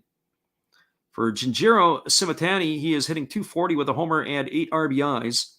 He swings at the first pitch. It's a fastball that is lifted into right center field. Moving over underneath it is the center fielder Sano, who makes the catch. That is going to retire Sumitani for the first out of the inning. And so with 1 pitch, there is 1 away. This is exactly what I was talking about. Yamamoto, 57 pitches through the first 2 innings. And then Sumitani comes up to the plate, and the best he can do on that swing is a shallow fly ball to right field. Got to be able to do better than that. Got to be able to work the count. Got to be able to really put it to the ace of the Orix staff if they're going to want to do something here. There's a first pitch breaking ball that misses down and in to Tatsumi, and the count is 1-0.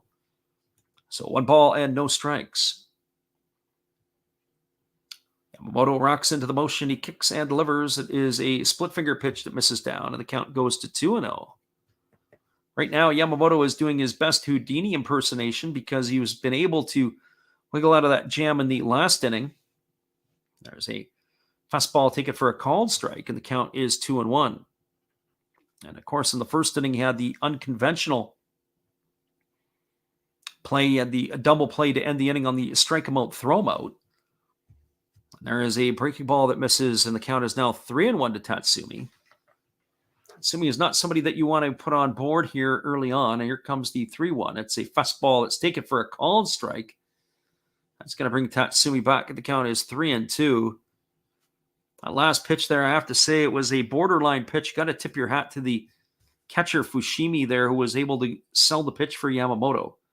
There's a fastball that misses outside, and the count is now ball 4 as Tatsumi gets himself a 1-out walk. Last time he got punched out on that pitch, and this time he earns himself ball 4. It was very close, although I have to say probably that one was on the outside, just off the outside corner. The catcher, Fushimi, again did a pretty good job of framing the pitch, but the umpire wasn't buying what the Buffaloes were selling. That is going to bring up the left fielder, Haruki Nishikawa. For Nishikawa, he is 1 for 1 tonight.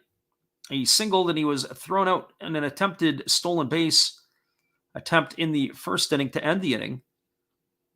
So 1 for 1 on the season, and here, or on the evening, there's a fastball that misses upstairs, and the count is 1-0.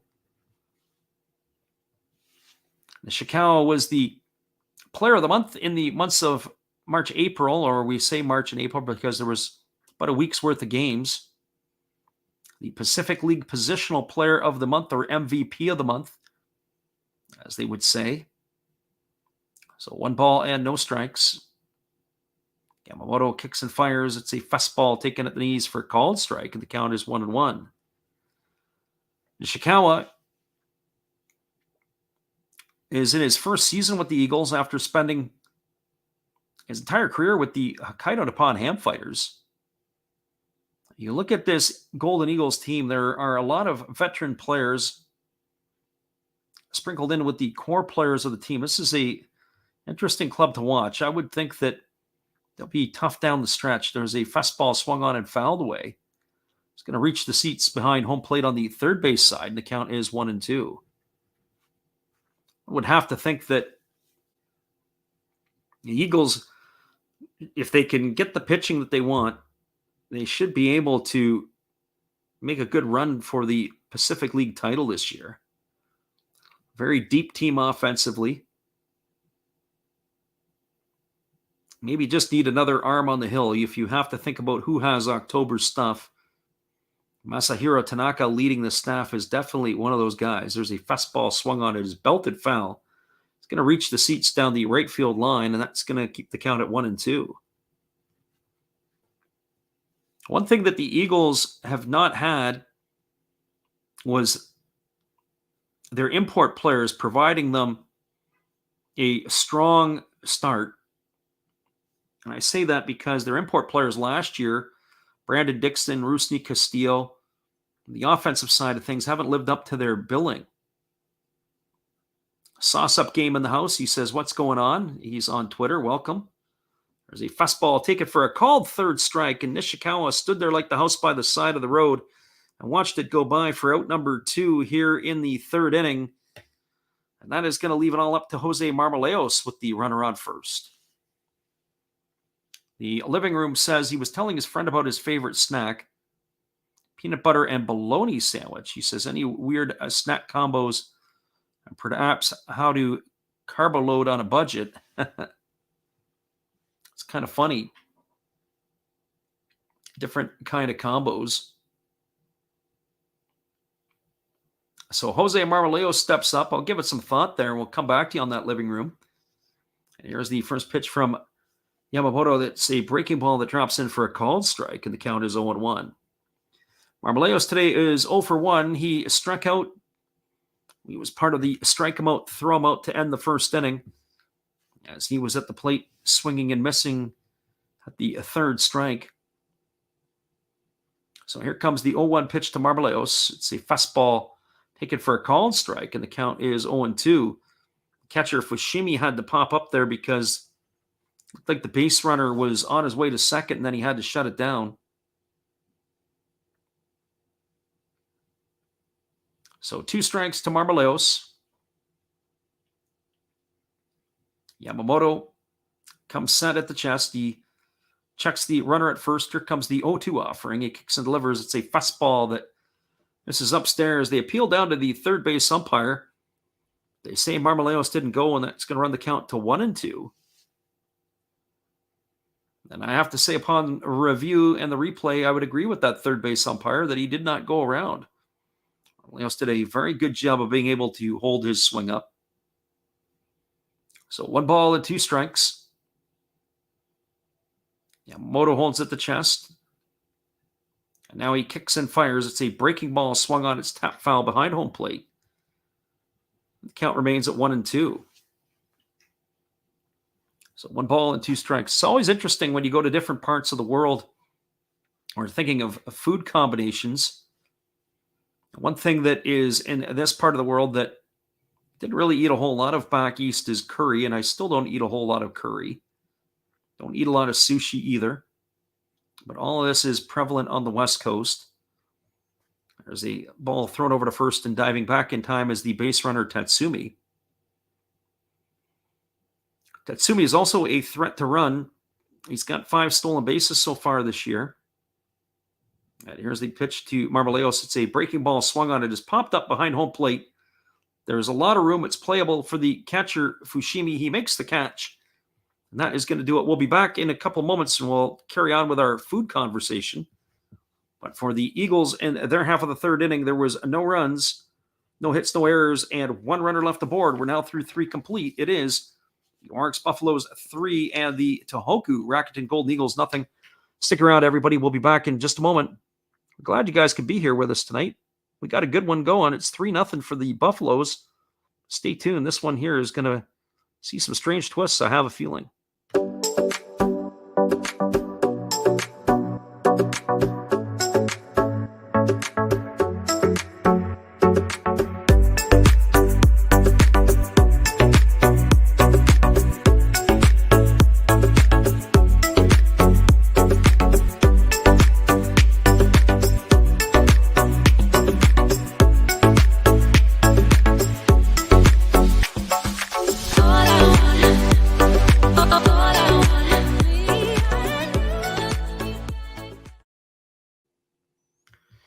Right back in 30 seconds, everybody. We're glad you guys could pop in.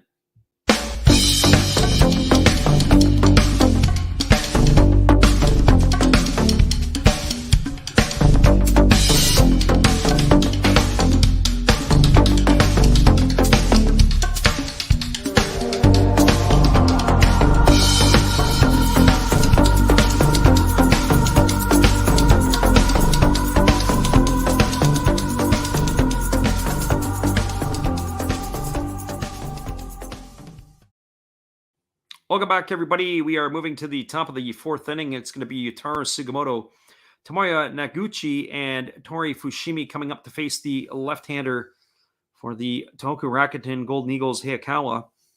The question came up in the last inning was our friend, the living room, was talking about weird snacks or weird food combinations.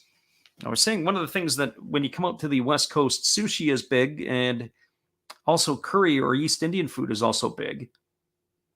So Sugimoto steps up to the plate. He's 0 for 1 tonight. He was called out on strikes his first time up. He is 0 for 1 this evening. His average has dipped to 147 on the season. He takes a first pitch breaking ball for a called strike, and the count is 0-1. One of the things I like to do is to take some different type of foods. Yeah, we'll explain in a moment here as there's a breaking ball that misses upstairs, and the count is 1-1. So I can get Sicilian turkey sausages, which is obviously Italian. Mix it with the cashew and cumin cooking sauce, which is East Indian. Pour it over a bed of rice with vegetables. And it's just a kind of almost like a jambalaya type of deal. Our friend Kevin is in the house here. He says, how do I watch this? So hang tight for a second, Kevin. We'll kind of guide you a bit as that ball was missed down by Sugimoto. The count is now 2-1. So 2 balls and 1 strike to Sugimoto. He's leading off here, and here comes the pitch. It is a fastball swung on. This ball is lifted into deep left center field. This ball is going to be trouble, and it is gone. A home run for Sugimoto, as he has just hit that one for a solo shot here to start the 4th inning. That is going to put the Buffaloes up 4-0, as he is going to make the trip around the bases here to lead off the top of the 4th inning. So our friend Kevin asked the question. He says, how do I watch this? Well, some of the people here will mention to you the QQQ. There's a fellow who's a regular in our stream, Alexander Leggett.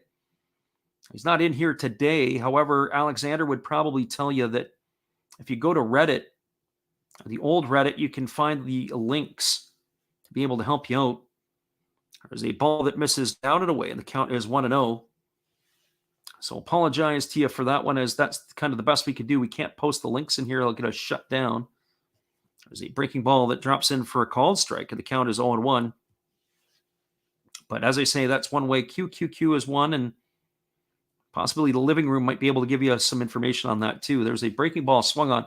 It's grounded over to second. It's fielded neatly by the second baseman, who flips it over to first. That is Kurikawa, who gets the nod there.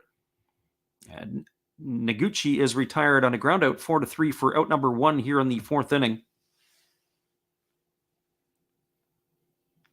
So Kevin says, your help helped me. We appreciate that, Kevin. Glad you were able to do that. Some people will sync the English call with the Japanese feed, and they'll be able to hopefully be able to watch it. So hopefully you stick around with us and enjoy the chat. There's the first pitch breaking ball delivered to Tori Fushimi. Drops in for a called strike, and the count is 0-1. For Fushimi tonight, he is 1 for 1. He doubled in, knocked in a pair of runs back in the 2nd inning. And here comes the pitch. It's a breaking ball swung on and fouled away, and the count now is 0-2. Our friend Zero Fox Sports says, have you tried it with a tortilla? That's darn good warmed up on a tortilla. That actually sounds pretty good too. The Buffalo Whisperer said he took the Buffaloes at 3.5. Well, that under went away pretty quick. There's a breaking ball swung on and fouled away. The count remains at 0-2 to Fushimi. As we try to keep up with the chat and everybody that's here, we do appreciate everybody coming in tonight. Brian, as a reminder, we are going to be back on the air next week, as we're going to be doing the interleague games 2 a.m. Pacific time. So bring your coffee.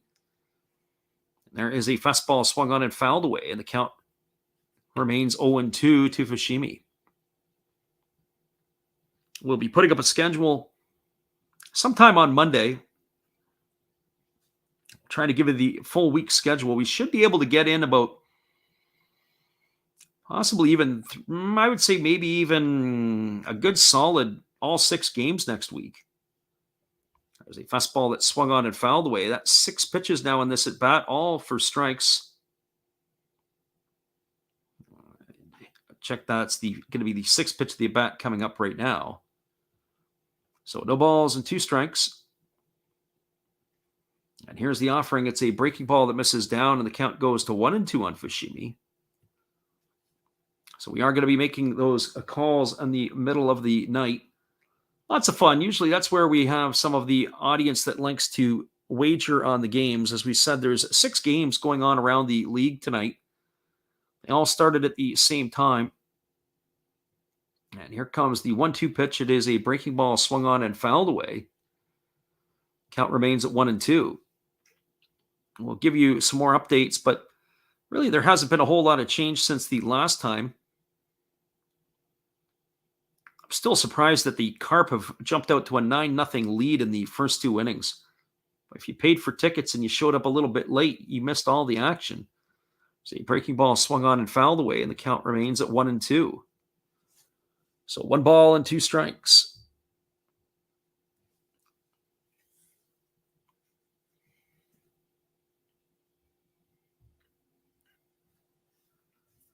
Here comes the 1-2 offering from Hayakawa, who kicks and fires. Again, a fastball swung on and again fouled away. It's going to reach the seats on the first base side. So Fushimi is not fooled at all by the left-handed pitcher Hayakawa. Hayakawa is going to deliver his 81st pitch. And here he offers, it's a breaking ball that is swung on and missed. He took a little something off that one, and Fushimi swung through it. He is gone for out number 2 here. And that is going to leave it up to the center fielder, Kodai Sano. For Kodai Sano, tonight he is 0 for 1. He struck out his first time up.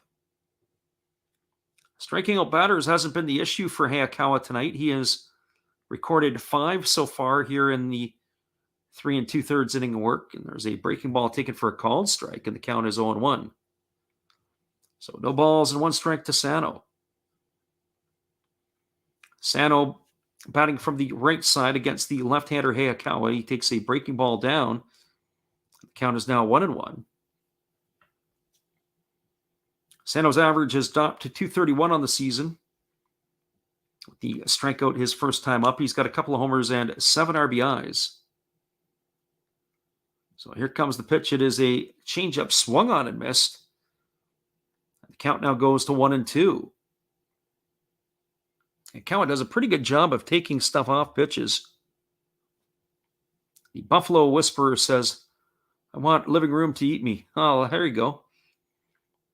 And there is a breaking ball that swung on. It is lifted into center field. Camping out underneath it is the center fielder, Tatsumi. He makes the catch. And that is going to do it here. That is going to retire the Buffaloes in their half of the fourth inning. But there was more damage done. The leadoff homer in the inning by Sugimoto. There was a run on one hit. There were no errors and nobody left the board. We're now through 3.5. It is the Tohoku Rakuten Golden Eagles trailing the Orix Buffaloes 4-0.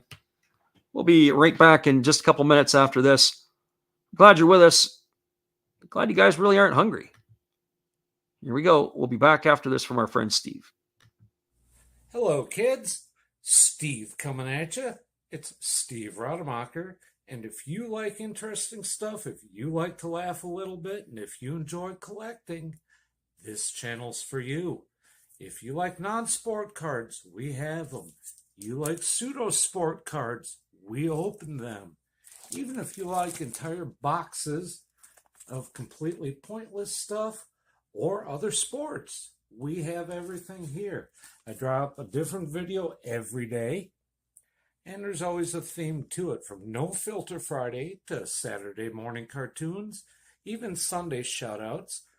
Once in a while, we'll get a little froggy and show Money Money Monday, where I showcase a bunch of my currency.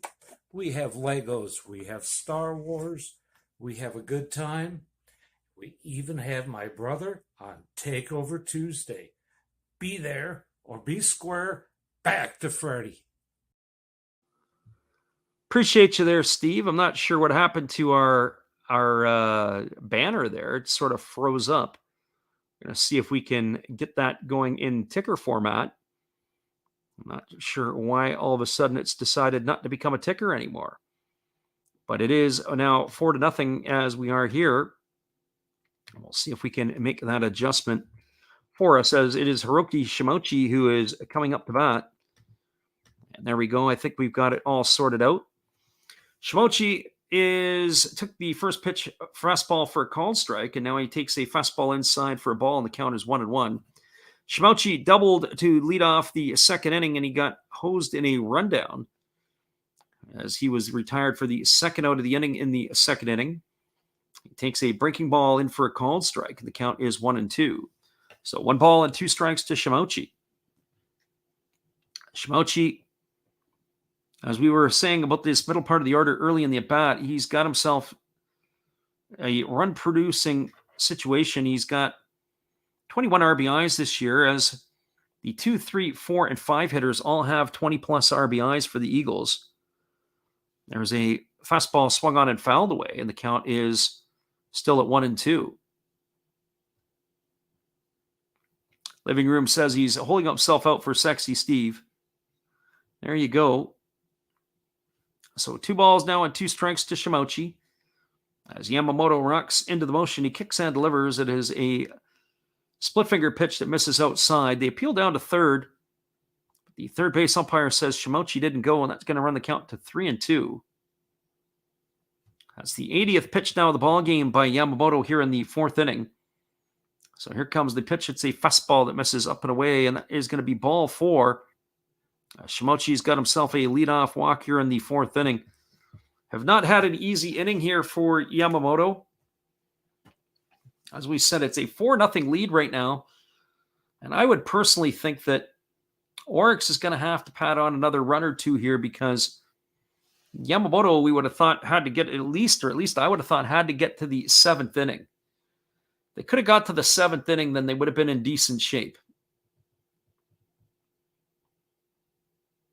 So 3 balls, 2 strikes, as we said, to Shimochi, and he ends up drawing the 4th ball. So he's the runner at first. Now that's going to bring up Hideto Asamura. Asamura is 0 for 0 tonight. He walked his first time up, and he swings through a first pitch, split finger pitch. And the count is quickly 0-1.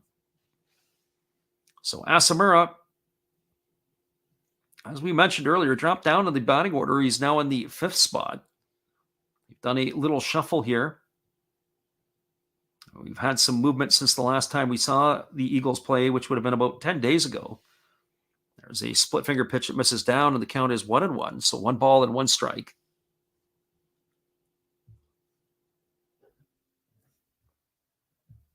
It's always a fascinating time, depending upon where you're at in the week, depending on how many people are showing up into the stream. Here comes the 1-1 pitch. And Yamamoto delivers. It's a fastball taken for a called strike, and the count is now 1-2 on Asamura. So 1 ball and 2 strikes. Keep an eye on the runner at first, Shimochi. He doesn't run like he used to. He does have a couple of stolen bases this year, but they may want to try to stay out of the double play at some point. Comes the 1-2 pitch. It's a fastball swung on. This ball is popped up into shallow right field, and it's toward the foul line, and coming hard as the wind is taking it is the right fielder, Sugimoto. He's going to be able to haul it in for the first out of the inning. Their wind is playing some havoc tonight in Tohoku, so we have to keep our eye on a little bit of that. Our Fred Living Room says short bullpen. He's got +1.5, and the over is still good.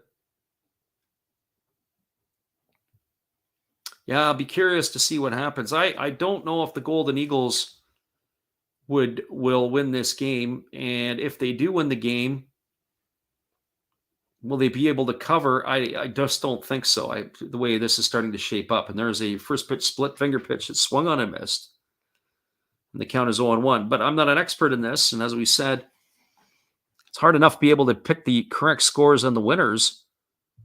Right now, when I look at the out-of-town scoreboard, we're doing okay. A game that pops out, or the 2 games that pop out, are the Fighters and the Tigers. Right now that we're not getting right. There was a fastball swung on it, is lifted foul over on the third base side. There could be playable, but no, it's going to drift into the seats as the catcher Fushimi sees it go into the stands for a strike number 2 on Suzuki. Suzuki is 0 for 0 tonight. He bounced into a sacrifice his first time up to advance the runners into scoring position. He's hitting 198 on the season with a homer and 7 RBIs. So here comes the 0-2 offering from Yamamoto. That's a fastball that misses upstairs, and the count is 1-2. Interesting the way that they approach Suzuki. They often will go with their split finger pitch to get the hitters to chase. Instead, they rode the ladder to try to throw a fastball upstairs to Suzuki. Suzuki, they're looking maybe to explore that hole. Now they've got him set up inside. Here comes the 1-2 offering. And there's a fastball that he missed his pitch, or he missed his spot, did Yamamoto. Very fortunate there. It's fouled away. It's going to be lifted into the seats down the third base line. You can see the catcher had set up inside, and Yamamoto got way too much of the plate. So 1 ball and 2 strikes to Suzuki. Our friend Troy's in the house. Welcome, Troy.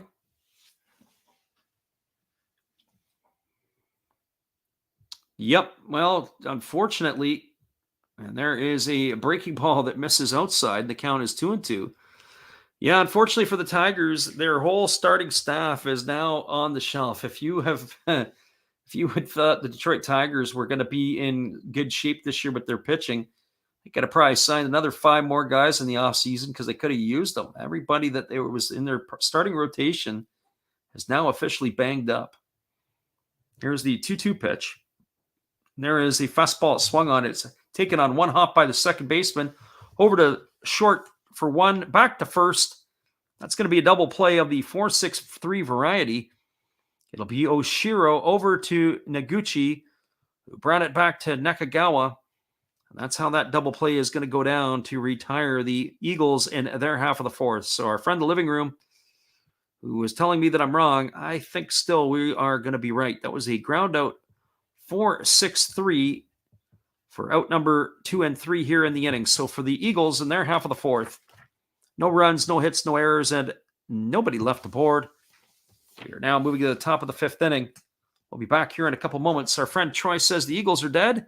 Not dead yet, because the Buffaloes pitching, Yamamoto, is going to be in trouble with the pitch count before we know it. Hang tight, everybody. And that time is coming soon.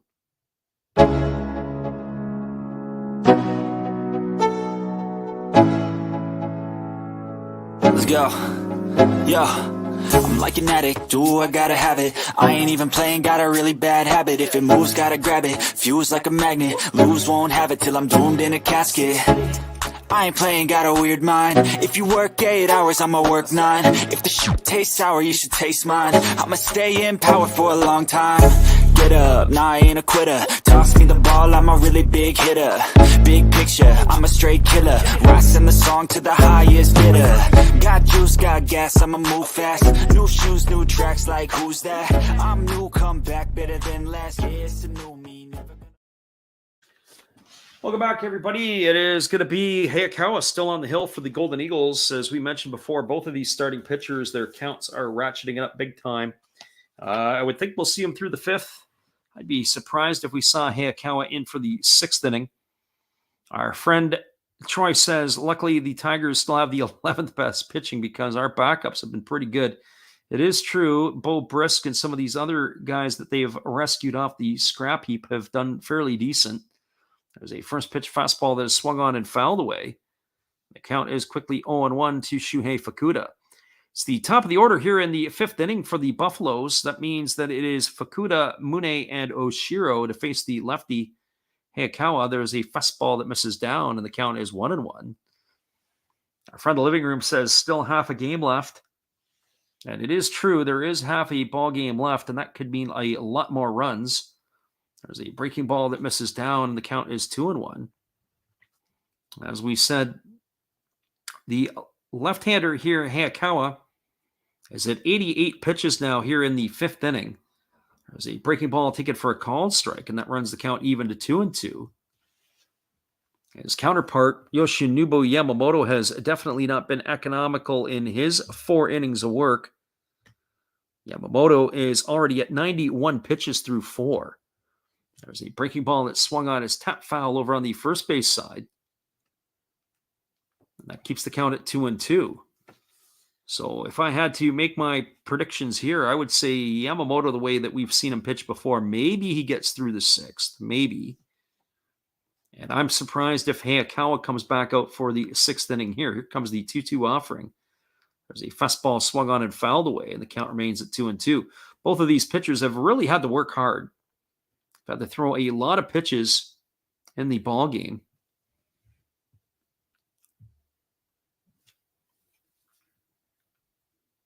So 2 balls and 2 strikes. And there's a fastball that swung on. It's been popped up. Moving over underneath it is the shortstop, Hiroki Habakata, and he makes the catch. And that is going to retire Fukuda for the first out here in the fifth inning. The wind is playing havoc. It was started off earlier blowing in. Now it looks like it's blowing from left to right. The flags are moving all over the place. It is swirling in Tohoku. So this is going to lead to some adventurous play. There's a first pitch fastball that's grounded through the 4-hole into right field. And Yuma Mune has got himself a base hit here with 1 away in the fifth inning. It's Mune's first hit of the ball game, as he is aboard here with 1 away, and that's going to bring up Koji Oshiro. For Oshiro, he is 1 for 2 on the evening. He's got a double and scored a run. He has also struck out. Oshiro is getting the nod in the 3 spot of the batting order tonight.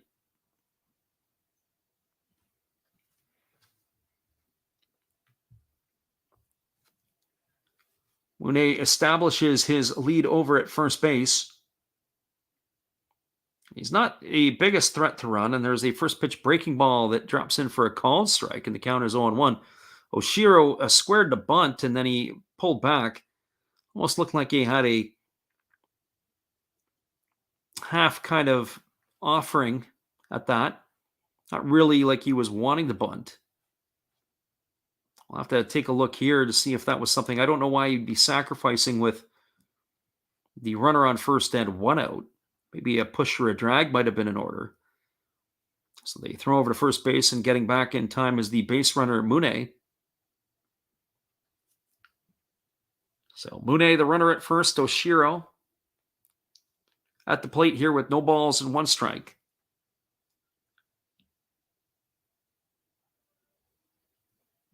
Left-hander Hayakawa gets the sign from his catcher, Sumitani, and he's ready to go to work. He kicks and fires. There's a breaking ball that drops in for a called strike, and the count is now 0-2 on Oshiro. The wind is picking up in Tohoku. The players' jerseys are really rippling around a little bit. Be interesting if a pop fly ended up doing some of that stuff. That would have caused some havoc for balls to fall in. The first question up was the living room asks, do you watch the Battle of Alberta tonight? There's a breaking ball that is swung on and tap foul. It's going to keep the count at 0-2. I only turned it on when there was about 12 minutes to go, and then I think it was a 3-3 game, and then Edmonton scored, and then they scored again. I didn't even see the goals. Didn't really pay much attention to it. I'll start looking at it when somebody gets the 3 wins. Not really paying attention really to much hockey these days. It's been one of those things. Our friend Troy asks, these teams have good bullpens. I believe that the bullpen for the Eagles is better than Orix. Orix bullpen is not bad. There's a breaking ball that misses outside, and the count is now 1-2. But in my opinion, the Eagles is a little bit deeper. One thing that I would have to take a look at is how it was used last night between these two teams. I can do that in a moment here to kind of give you an idea of what that might have looked like. Sometimes that's just as important. Are they going to come back to back? Last night, the final score was 1-0 as Orix won the ball game. And there is a breaking ball swung on and missed, and Oshiro has gone down on strikes for out number 2 here in the 5th inning, and that's going to leave it all up to Kai Nakagawa. So it was a 1-0 ball game on an Oshiro home run last night, back in the 3rd inning. So just to give you an idea of the bullpen, the Buffaloes used Jesse Biddle and Hirano. And Biddle's been very, very good, as has Hirano been this year for the Buffaloes. Pretty much locked down the ball game. Biddle got his 13th hold. Hirano got his 13th save. There's a first pitch fastball delivered to Nakagawa. It swung on and fouled away, and the count is 0-1. On the flip side, the Golden Eagles bullpen of Nishiguchi, Suzuki, and Ishibashi, those are not the names that you usually see rolled out when they are winning games. Matsui is their closer. Chiha Sung, he usually comes in, and Raku will come in. So that tells me that the Eagles have a fresh bullpen for tonight. There's a fastball that misses upstairs, and the count is 1-1. But they got to get back into a position where they have the lead to be able to use that fresh bullpen.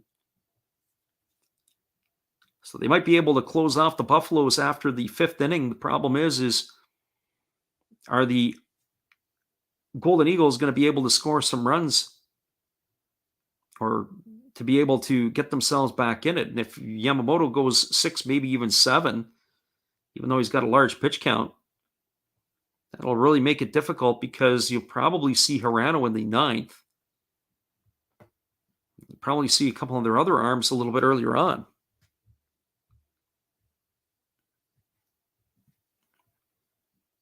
So the living room says the Orix bullpen is going to get shelled. I'm not sure about that one. So here comes the 1-1 pitch. There is a fastball swung on. It's grounded over to third. A great play by the third baseman, Suzuki, who backhands the ball. He fires across the diamond. And that is going to retire Nakagawa on a ground out 5-3 for out number 2. A fantastic play by the third baseman, Suzuki. And that is going to do it for the Buffaloes here in their top of the 5th inning. They had no runs on 1 hit, no errors, and 1 runner left aboard. We're moving to the bottom of the 5th.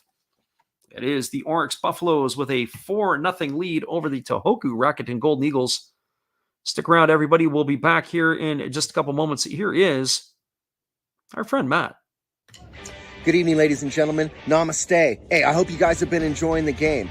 My name is Hollis. I've got a YouTube channel called Another Hollis Build. I love baseball cards. I open up brand new product for you guys. I open up old stuff. I do breaks. I do auctions. All kinds of stuff concerning baseball. I'm Friars faithful, Padres to the end. I also love Garbage Pail Kids and my animals. I have a ton of animals. It's like a mini petting zoo here around my house. I also love my city.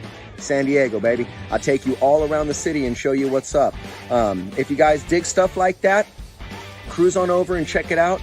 It's Another Hollis Build. If you dig it, subscribe. I'd really appreciate to have more follow me along on the journey. Hey, either way, you guys have a wonderful day or a beautiful, beautiful evening. No matter which one it is, make sure that you make it great, my friends. Big up Last Raps Baseball. Yeah, Freddie, let's go. One love and peace. Yeah, man.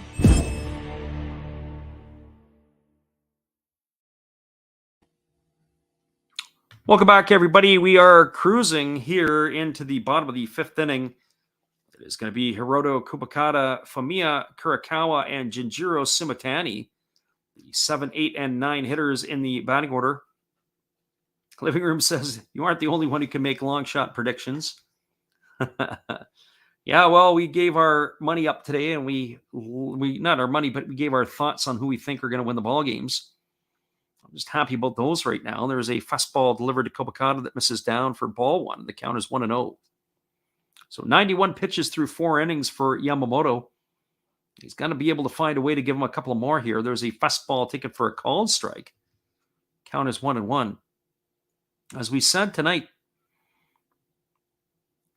3 pitches to Suzuki in the 2nd inning and 1 pitch to Simatani in the 3rd. Everything else has been a marathon at bat. There's a fastball taken for a called strike. The count is 1-2. So Troy says it's going to be under 6.5. Boy, oh boy, I don't know at this point. There is a fastball that's down. They appeal over to the third base umpire, and they said Kubakata went. And he is going to be retired for out number 1 here in the 5th inning. So 1 up and 1 away, and that's going to bring up Fumiya Kurakawa. For Kurakawa tonight, he is 0 for 1. He grounded out to the pitcher his last time up. So he's 0 for 1 tonight. So this might be what the doctor ordered for Yamamoto. He has had 2 1-2-3 innings, but they've come the hard way as he has put runners on base. There's a first pitch that misses for a ball upstairs, and it is 1-0 to Kurakawa. So 1 ball and no strikes. And here's the pitch. It is a split finger pitch that drops in for a called strike. The count is now 1-1. Our friend Vivid Life has got himself some Korean baseball going on, and there's a split finger pitch that's fouled away, and the count goes to 1-2 to Kurakawa. He says his Doosan Bears are up, and we're above the 6.5 on the accidental bet may pay off. Yeah, sometimes that happens. Here comes the 1-2 pitch. And there's a fastball swung on it. It's grounded up the middle. It's fielded by the shortstop who comes across the bag at second base. He throws on the run, and Noguchi is able to retire the runner, Kurakawa, the batter runner, by a half a step at first base. A really nice play by the shortstop, Noguchi. The ball was chopped over the head of the pitcher. He has to field it pretty much over top of the bag. When he makes the throw, he's probably a good solid 3 steps to the right side of second base, and he makes the play with a big smile on his face. That's going to be a ground out 6-3 for out number 2, and that's going to bring up Jinjiro Simatani. Simatani takes a first pitch breaking ball for a called strike, and the count is 0-1. Simatani tonight is 0 for 1. He flew out to center field his first time up. There he takes a fastball down, and the count goes to 1-1. So 1 ball and 1 strike. Yamamoto rocks into the motion. He delivers. There's a breaking ball that misses down, and the count is 2-1. So 2 balls and 1 strike. Simtani is getting a lot of playing time here. Another veteran player that is with the Golden Eagles. There's a breaking ball that drops in for a called strike. The count goes to 2-2. He was acquired in a trade last year from the Yomiuri Giants. He's come in and filled a nice role with the pitching staff. There's a breaking ball swung on it. It is lifted into shallow center field. He's got room and time and space. That is the center fielder Sano who makes the catch. That's going to retire Simatani. So finally a 1-2-3 inning for Yoshinobu Yamamoto as he retires the Eagles 1-2-3 in their half of the fifth inning. There were no runs, no hits, no errors. Nobody left the board, and we're going to the Japanese halftime. We'll be back in just a couple minutes. We're going to take a look at that out-of-town scoreboard and let you know how we're doing, because I think we're doing pretty good. Hold tight, everybody.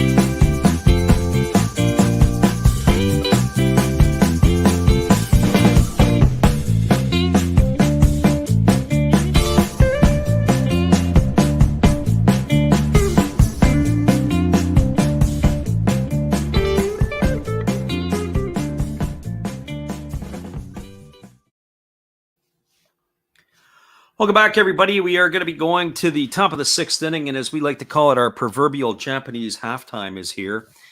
And that means we're going to have a few extra minutes to get you up to date on the out-of-town scoreboard from around the NPB. All the games are in full motion. And we'll get you some of those scores here in just a moment. In the Central League, we'll begin there. In the bottom of the sixth inning, the Tokyo Yakult Swallows have a 4-2 lead over the Yokohama Dana Bay Stars. 4-6-0 for the Swallows so far, 2-7-0 for the Bay Stars. The Hanshin Tigers got all their runs in the first two innings, a run in the first, a run in the second. They're holding a 2-0 lead over the Yomiuri Giants. We picked the Giants to win that game as Matt Shoemaker was on the hill for the Giants against Aaron Wilkerson. But it is 2-0 for Hanshin right now in the bottom of the fifth inning. The Chinichi Dragons allowed the Hiroshima Toyo Carp to score 9 runs in the first two innings. And that's where they stand right now in the bottom of the fifth. It's 9-12-0 for the Carp, 0-5-0 for Chinichi. They are threatening are the Carp again. They have runners on the corners with 2 away. They're looking to put another couple more runs up on the board. It is in the bottom of the sixth inning, and the Saitama Cebu Lions are trailing 3-0 to the Hokkaido Nippon Ham Fighters. 3-7-0 for the Fighters, 0-1-0 for the Lions. Lions are struggling to get base runners. And in the bottom of the fifth inning, the Chibalote Marines and the Fukuoka SoftBank Hawks are all knotted up at 1. It's 1-2-0 for the Marines. It is 1-7-0 for the Hawks. That game is all knotted up at 1. And here it is a 4-0 lead for the Orix Buffaloes. 4-7-0 for Orix, 0-2-0 for the Eagles. It has been a Houdini act for Yoshinobu Yamamoto, who has really struggled in his 5 innings of work. I would have thought this game would have been a little different scoreline.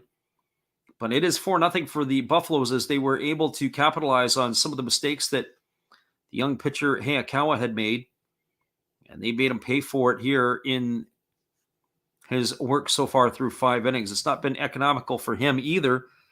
Both pitchers have really ratcheted their pitch counts up, and I'm making the prediction saying that it's probably going to be night over for Hayakawa as he's at 101 pitches going into the 6th inning. 104 for Yamamoto, but he might just be getting warmed up as he's probably good for about 130 pitches on the ball game. So I'd kind of be shocked to see him go. I've never seen Hayakawa go as much as this. He may have, but I haven't seen it. We usually see him gone in the 85 pitch range, the young left-hander, but we'll wait and see what happens when they return to the field here in a couple moments. We are chatting with our chat, and you've got some of that stuff where our friend Troy says it's the best feeling when you make an accidental bet and it ends up paying off. And that is just crazy luck. Our friend Vivid Life says the Hawks have just got one, so they're now up 2-1 on the Marines. We're still flashing 1-1, but you might be a bit ahead of us. I'm going to go and take a look. Maybe you are correct. Even the scoreboard that they're giving us on the ball game here is still showing us as 1-1. So until that becomes official on us, I haven't seen the update yet, but you may be right because sometimes you're getting the live updates. There is a pitching change for the Tohoku Rakuten Golden Eagles. They are going to the bullpen. It is going to be a right-hander. It is going to be Shinri Komine. We've seen him a couple of times this year already. Have we seen Komine? He was originally a transition or a training player, and now he is considered to be a full-time player with the Eagles this year. So he is a right-hander taking over. So this is Shinri Komine. And that is spelt with a K, Komine. So he is coming in to replace the left-hander and hopefully stem the tide for the Eagles if they want to find a way back into this ball game. So in the sixth inning here, it's going to be Joe McCarthy, Yataro Sugimoto, and Tomoya Naguchi. And it's going to be the 5, 6, and 7 hitters coming up to bat for the Buffaloes in their half of the sixth inning. As we said, it's a pretty healthy crowd here for a Saturday afternoon. And so McCarthy is going to step in. He is 1 for 2 tonight. He singled and scored a run. He's grounded to first his other time up. And here comes the first offering from Komine. It's a fastball that catches the inside corner, and the count is quickly 0-1. McCarthy now 1 for 6 on the season, since coming over to Japan to get an opportunity to play and extend his career. Here comes the 0-1 offering. There's a fastball that misses upstairs. The count goes to 1-1. So 1 ball and 1 strike. McCarthy, as we mentioned the first time, it's our first real look at him. Very upright stance at the plate. And he swings through a fastball and the count goes to 1-2. As I mentioned before in his first time up, I could always thought about the former Detroit Tiger, Mickey Tettleton, who also played with the Orioles and the Oakland Athletics. Very, very upright at the plate, although he was a switch hitter. And there's a fastball swung on. This is grounded through the 4-hole into right field. And McCarthy has got his second hit of the ball game. And he's got a leadoff single here in the sixth inning. Living Room says it's a WWE healthy crowd. Yeah, it's not a full house by any stretch of the imagination, but it is a decent crowd tonight. If I had to gauge at what percentage of capacity, I would probably be leaning toward about maybe 75% to 80% full on a Saturday afternoon. Some of the players are wearing sleeves, like the pitcher Komine, who's come into the game. There's a first pitch that's a fastball upstairs, and it's ball 1, so 1-0. Sugimoto is 1 for 2 today. He struck out looking and homered his last time up. It's only his second homer of the campaign. So here's the 1-0 pitch. It's a fastball that misses down, and the count now is 2-0. We're in the part of the order here where both of these players that are on base and up to bat are double play candidates. Troy said it's pretty packed if you think it's that way. Well, some of the other crowds that we've witnessed in some of the other venues can get really, really full. There's a breaking ball that drops in for a called strike. As it drops in for a called strike, Sugimoto takes a practice swing emulating where that last pitch was, like he wants to drive it into the stands. So 2 balls and 1 strike to Sugimoto.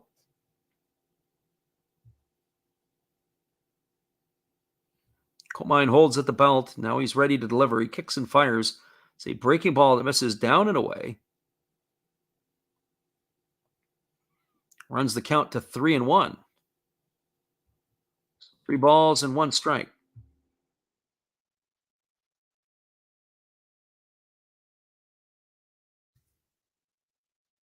So Sugimoto digs himself in. He's ready to face the offering from the right-hander Komine.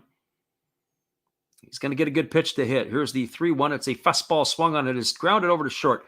Kobakata throws it over to second for 1, and that is only going to be able to retire McCarthy. That's going to go down as a fielder's choice. 6-4 on the retirement of McCarthy. Kobakata had to go into the 6-hole to get it. Looked like he sort of juggled it a little bit, and he was not able to get the ball over to the second baseman.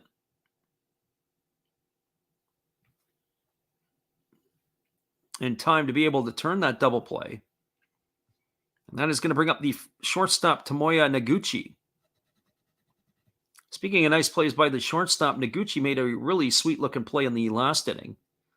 Here's the first offering. It's a fastball swung on and fouled away, and the count is quickly 0-1 to Noguchi.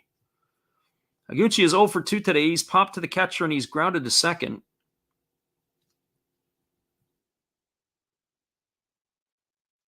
So no balls and 1 strike to Noguchi. And here comes the 0-1 offering from Komine. It's a fastball that misses up and away, and the count is 1-1. So 1 ball and 1 strike.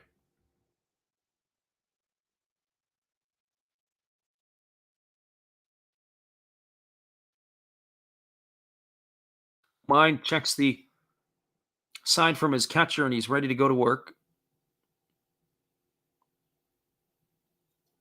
And here comes the pitch. It's a fastball that misses inside, and the count is now 2-1.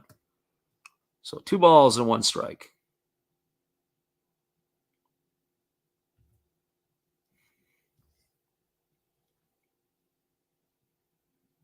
Komine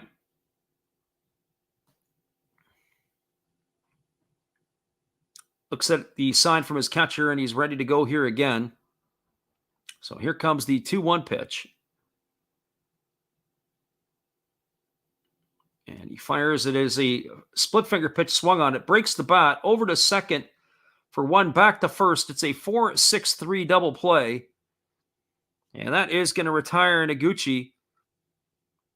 And that is going to retire Sugimoto at second. So the bat went almost as far as the ball. And that is a 4-6-3 double play to end the inning. So Komine gets himself some help. And that is going to do it for the Buffaloes. That could be a turning point in the ball game, folks. Remember that one here. There was no runs, there was 1 hit, no errors, and nobody left the board. We're now through 5.5. It is the Tohoku Rakuten Golden Eagles trailing the Orix Buffaloes 4-0. Stick around, everybody. We'll be back in just a couple moments with the call. The bottom of the 6th inning in just a moment. Hang tight, everybody. We're glad you're with us. Hang tight, everybody.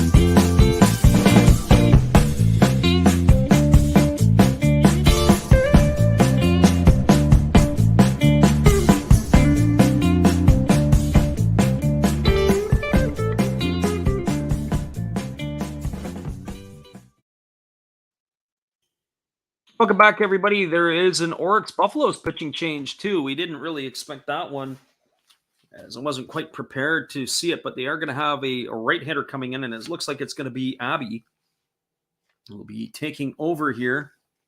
We're going to have to get that information for you as it becomes available for us.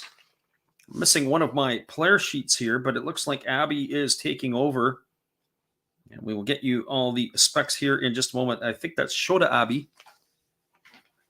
I will confirm that for you here as both of the starters are gone, and that's exactly who it is.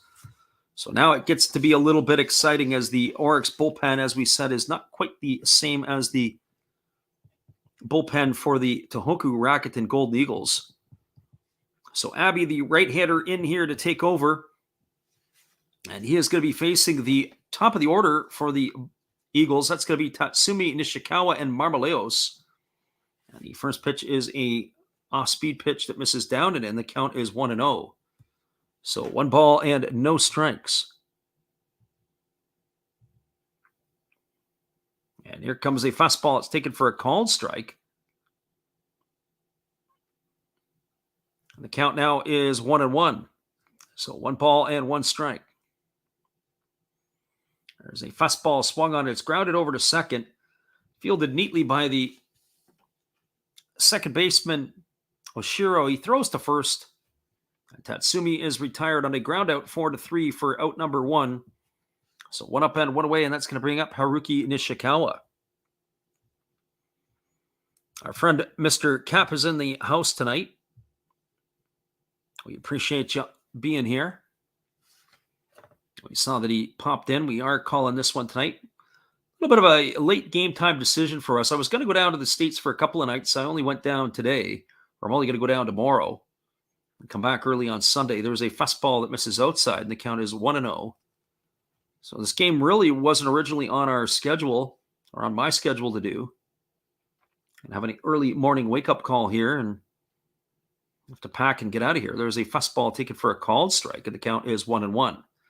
So 1 ball and 1 strike to Nishikawa. Nishikawa is 1 for 2 today. He singled, was caught stealing in the first to end the first inning. He was called out on strikes in the third. So 1 for 2 on the evening. And here comes the pitch from Abby. It is a fastball swung on and missed. The count is now 1-2. Our friend in the living room is still pounding his fist on the table for the Eagles at 1.5. Well, I do hope you're right, because you're the guy with money on this game. I've got no money on it, and I've been saying, nope, it's going to be the Buffaloes tonight. So here comes the 1-2 pitch, and don't even need the 1.5. There's a fastball that misses down, and the count goes to 2-2. So 2 balls and 2 strikes.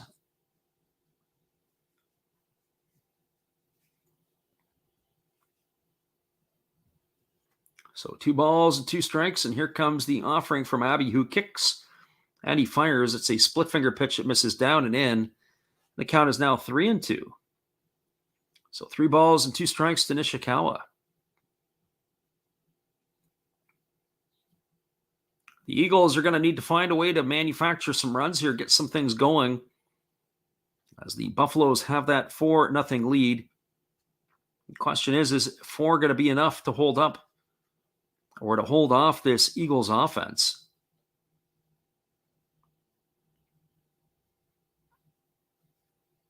And here comes the 3-2 pitch. It's a fastball swung on and fouled away. The count remains at 3-2. Our Vivid Life says,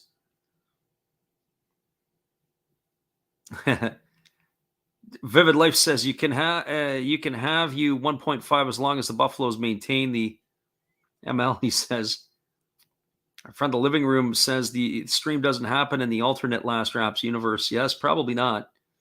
Here comes the 3-2 pitch. There's a fastball swung on, and it's lifted foul into the seats down the left field line. Keeps the count at 3-2. We are glad to be back in the saddle tonight. As we said, we're going to be back in the saddle again during the week for all the interleague action. So try to stick around and join us at that time if you can stay awake. We're going to have to get ourselves a coffee sponsor for that late in the day, or at least in the morning or evening. Here comes the 3-2 pitch.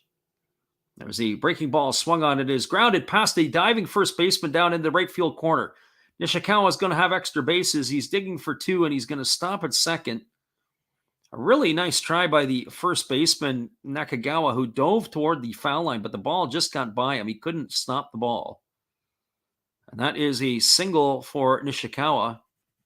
Check that, a double for Nishikawa. And he is aboard at second base with 1 away, and that's going to bring up Jose Marmoleos. And how close was it? Well, they were playing the first baseman off the line. When he dove to his left, it just ticked his glove by a little bit. as Nishikawa was able to just put a little bit of mustard on it to get the ball by him. And that's why sometimes this game is the game of inches. So that brings up Jose Marmoleos with the runner on second, and he takes a first pitch fastball low for ball one. And the count is 1-0. For Marmoleos, he is 0 for 2 today. He is popped to the catcher and struck out.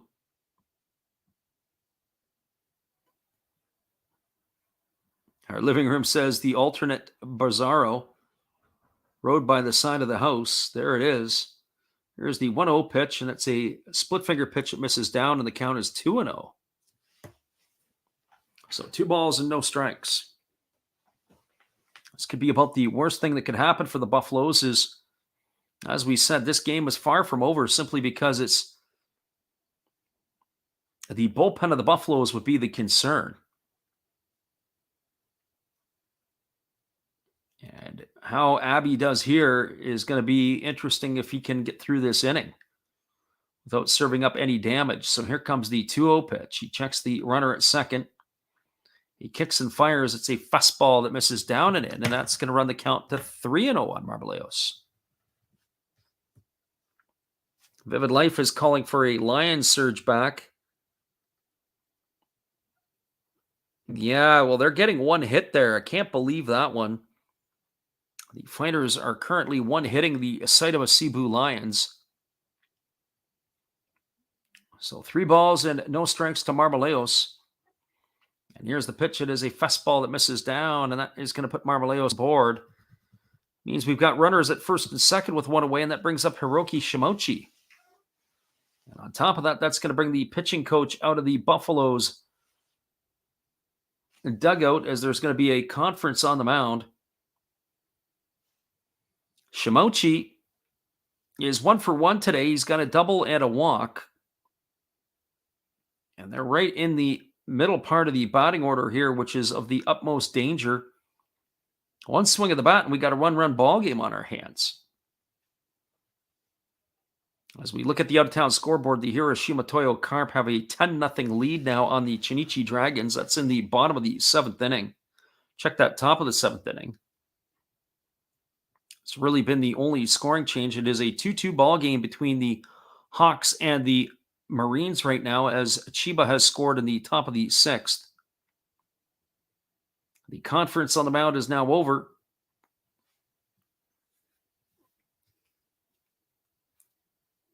And the Eagles are flapping their wings right now. They've got Nishikawa at second, Marmoleos at first, and Hiroki Shimochi stepping up to the plate.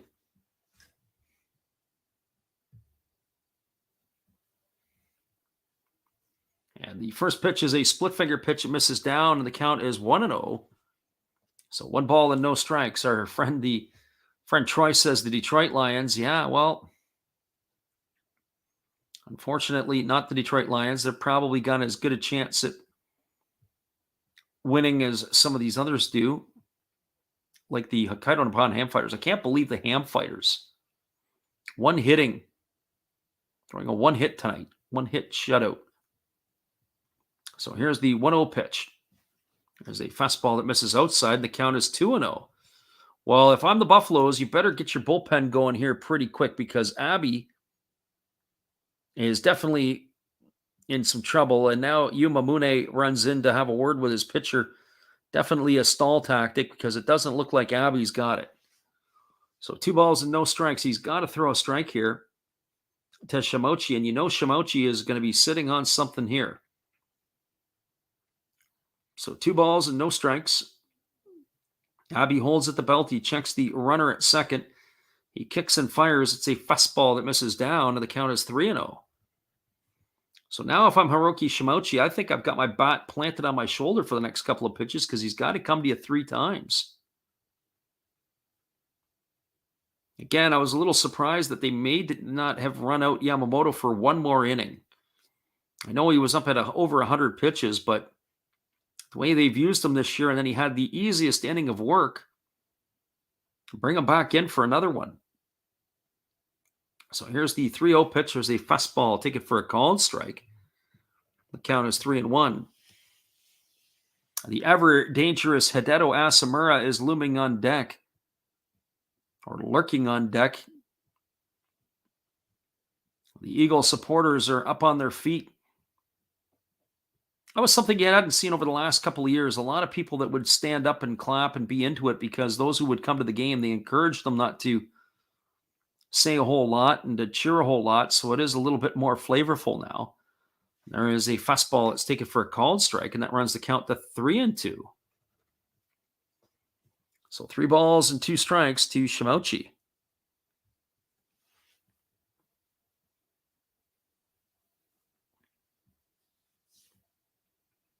So Abby ready to go back to work here. Count is full to Shimochi. There's 1 away here in the 6th inning. Runners are at first and second. And here comes the payoff pitch to Shimochi. Abby kicks and he delivers. It's a fastball that's taken for a called third strike at the knees. And Shimochi can't believe it. He was on his way to first base as he was thinking that was ball 4. And he gets stood up right there. We're going to watch that one on the replay again. It was definitely over the plate, but I'd have to get the different angle because it sure looked like that pitch was down. The veteran Shimochi not getting the call. He walks slowly back to the dugout, and that is going to be out number 2, and that's going to leave it all up to Hideto Asamura. So for Asamura tonight, he is officially 0 for 1. He's walked and flown out to right field.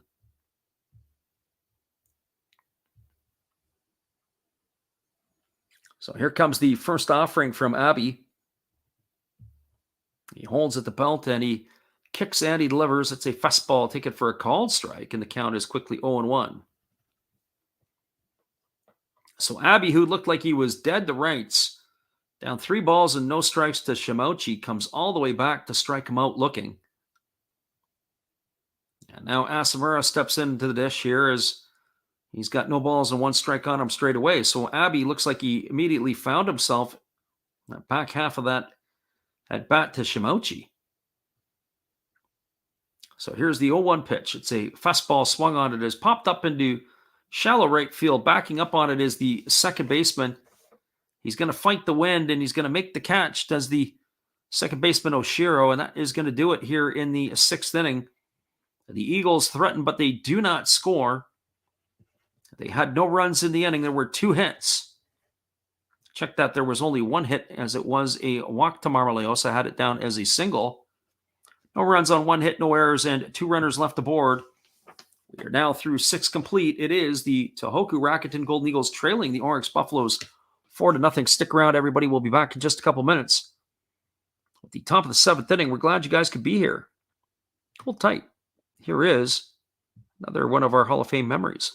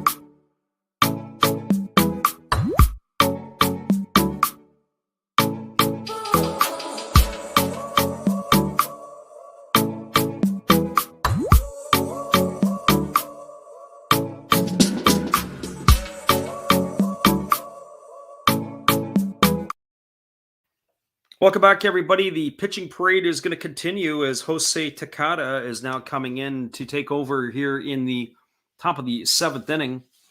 This is going to be the 3rd pitcher used by the Tohoku Rakuten Golden Eagles as he is coming in to replace Shinri Komai. So Jose Takada now entering the fray here to take over for the Eagles in the 7th inning.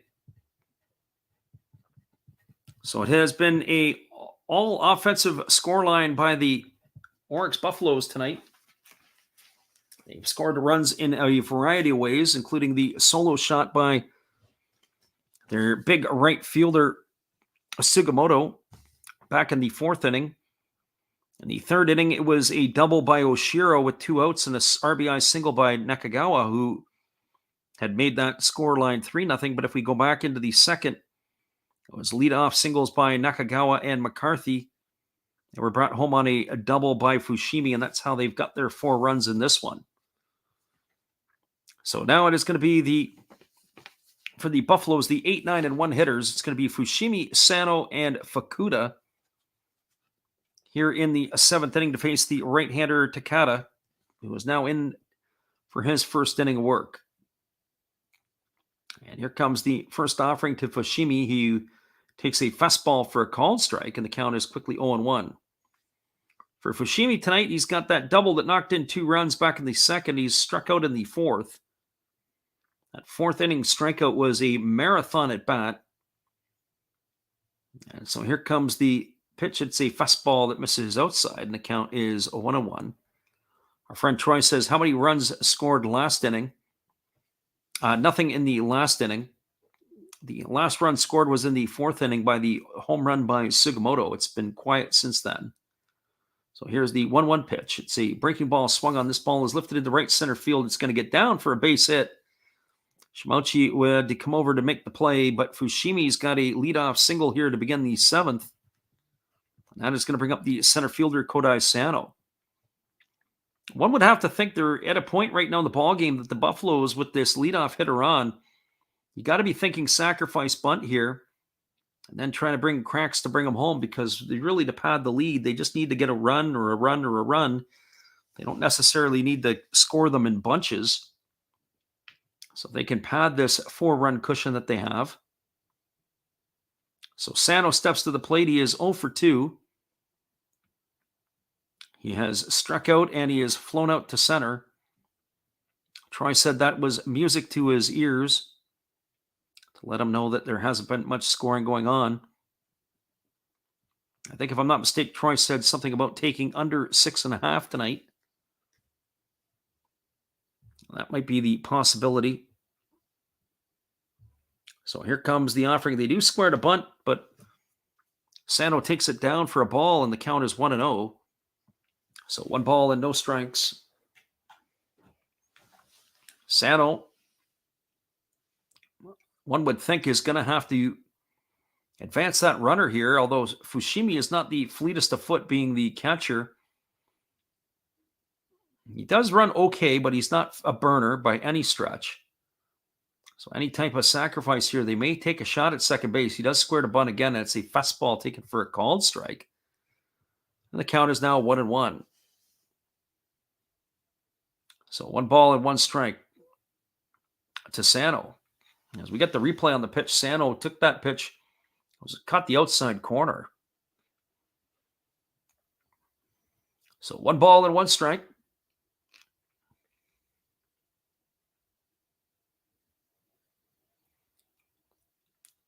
Our friend Rose City Floor Hockey asked the question, have you ever seen Leo Rasico ice the puck? And there is a fastball that misses down and in, and the count is now 2-1. For those of you who aren't sure about some of these inside things, there's a car dealership in Amherstburg, Ontario, run by a guy named Leo Rasico. Last time I saw Leo on TV, it looked like he'd lost a lot of weight. He was a really heavy set guy. He looked like he had enjoyed his dinners. And he used to have all kinds of crazy commercials, especially related around hockey. So 2 balls and 1 strike to Sano. And here comes the offering again. He squares to bunt, and this time it's bunted foul on the first base side. That's going to run the count to 2-2. I think right now I'm still bunting the ball. We're not giving up on this. You're going to bunt until you get yourself out. That's what I'd be having our guys do in this situation.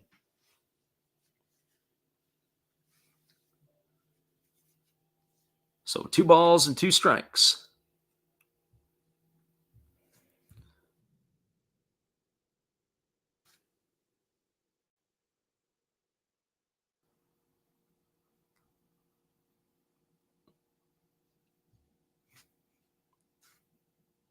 So here comes the 2-2 pitch. And there is a Fastball swung on. It is lined to right field, right to the glove of Hiroki Shimouchi. And Sano is gone for the first out of the inning. And he is gone for out number 1.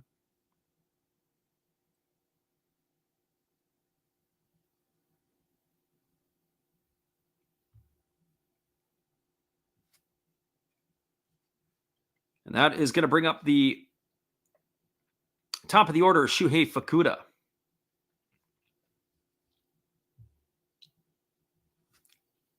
For Fukuda tonight, he is 0 for 3. He has struck out, he has flown out to left, and he has popped to short. And here comes the first pitch to him, and it's a fastball that misses upstairs, and the count is 1-0. So 1 ball and no strikes.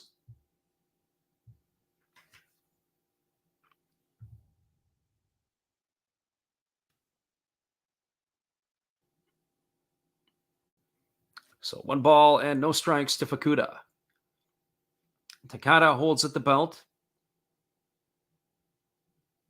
And now he kicks and fires. It's a fastball swung on. That is popped up over on the third base line. This ball is going to reach the netting, and it was almost caught by the third baseman, Suzuki, but it just clipped the netting on his way down. It's going to run the count to 1-1. Just watching this here as this all plays out, and I'm kind of shaking my head a little bit. The Buffaloes were not able to get that runner over. And this is going to be one of those situations that could come back to haunt them. So here comes the 1-1 pitch. And Takada delivers. It's a fastball that misses down and away. And the count now goes to 2-1.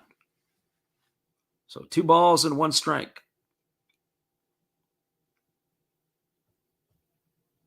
Yuma Mune, who waits his turn on deck.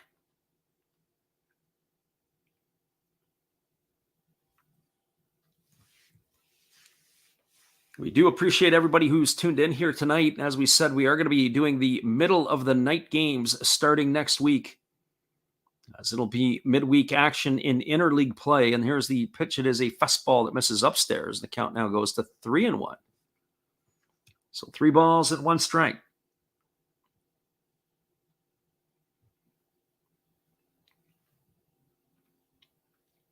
Fukuda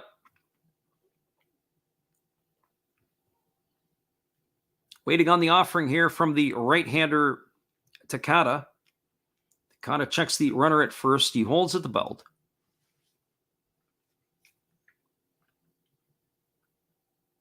And now he kicks and fires. It's a fastball that misses down, and that is ball 4. And the Buffaloes again are threatening here in their half of the 7th inning. That'll bring up Yuma Mune, as that now puts runners at first and second with 1 away. And Mune steps to the plate. He is 1 for 3 tonight. He's got a single and a couple of groundouts. So there is some anxious moments in the Golden Eagles coaching staff, as Takada is going to now try to wiggle himself out of the jam. Good news is the middle infield is pretty good for the Eagles. Kawakata, the shortstop, and also Kurakawa, the second baseman tonight, pretty good at turning double plays. Suzuki can also get it going at third base. So Yuma Mune at the plate, and he takes a first pitch breaking ball down. The count is 1-0. Mune started the season slow, but he's really started to pick it up. Rose City Floor Hockey says, what do you think about the staggered start times tomorrow? For the NPB games, is that what you're referring to? And there is a pitch that is a fastball that's bunted foul over on the first base line. And the count goes to 1-1. 1 ball and 1 strike.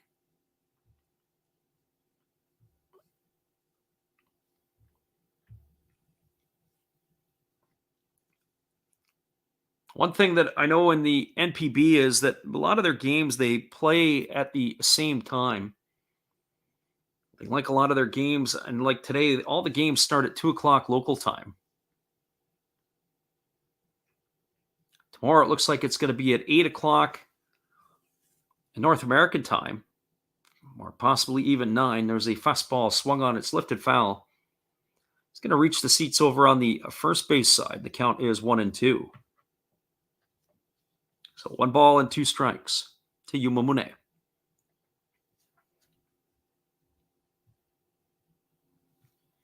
See, I don't understand on Saturday. I mean, having been to Japan, you'd think that all eyes are on the games at 2 o'clock in the afternoon. But if they started some games at, say, 1 o'clock, and you started some games at 4, and you started some games at, say, 6 or 7, you got baseball pretty much on throughout the entire day. There's a fastball that swung on and fouled away. And don't understand why all 6 of your teams that are in the league in a baseball-crazed country, you play them at the same time. Doesn't make any sense. If you have one game at 1 o'clock or 2 games at 1 o'clock in each league and another 2 games at 4, another 2 games at 7, you got to figure that people, even if you're not a fan of one team, you're probably watching the game to see what's going on in the other. There's a breaking ball taken for a called third strike. Mune disagrees with the call, but he's going to turn and walk back to the dugout as Takada retires Mune on strikes for out number 2 here in the 7th inning. And that is going to bring up the second baseman, Koji Oshiro. Our friend Mr. Cap joins us, and we appreciate you being here. We won't be doing anything tomorrow, nothing until the midweek games. We're going to be doing the games at 2 a.m. Pacific and 5 a.m. Eastern as the interleague will take over our lives. So hopefully you can join us for those. The first pitch is a split finger pitch that drops in for a called strike, and the count is 0-1. So no balls and 1 strike.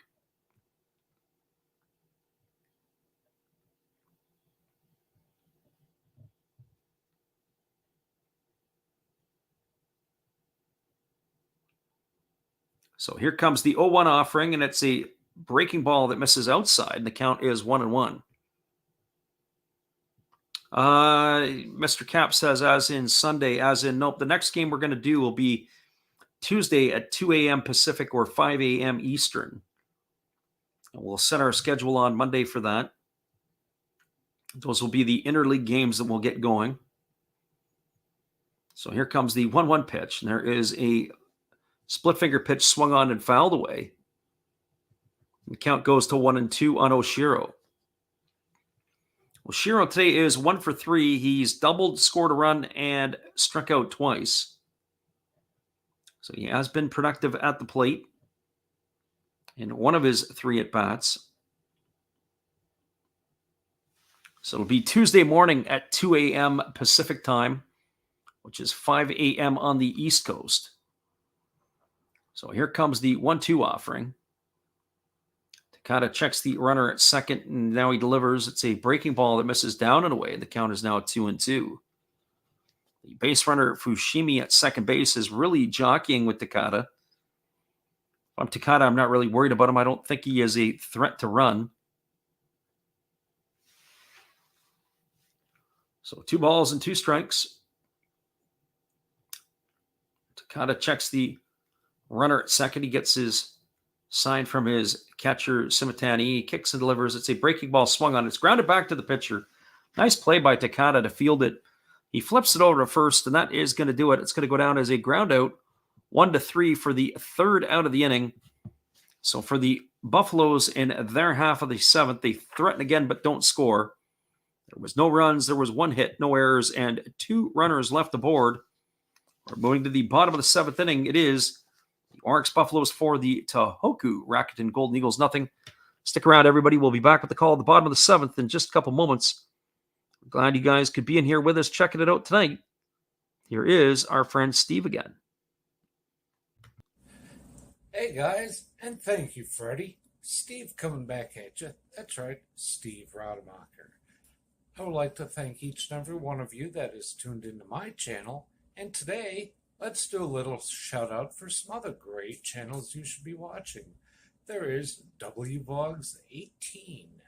There's Big D's Sports and Collectibles. You all know another Hollis build. Why not? Like father, like son. That's a great duo that does some great stuff. It shows some great cards. And of course, the one and only Bud Stoney, creators of One of Ones, the creator of One of Ones, and they're all signed on the back. Bud Stoney, One of One, like this beautiful Robin Yount that he made for me. He made me another Robin Yount, this time mini, and a Christian Yelich mini. Great cards, and he does more than cards.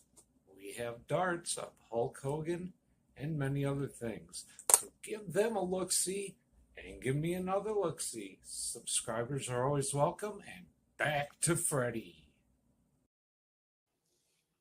Thanks again, Steve. And the Orix Buffaloes are going to their bullpen again.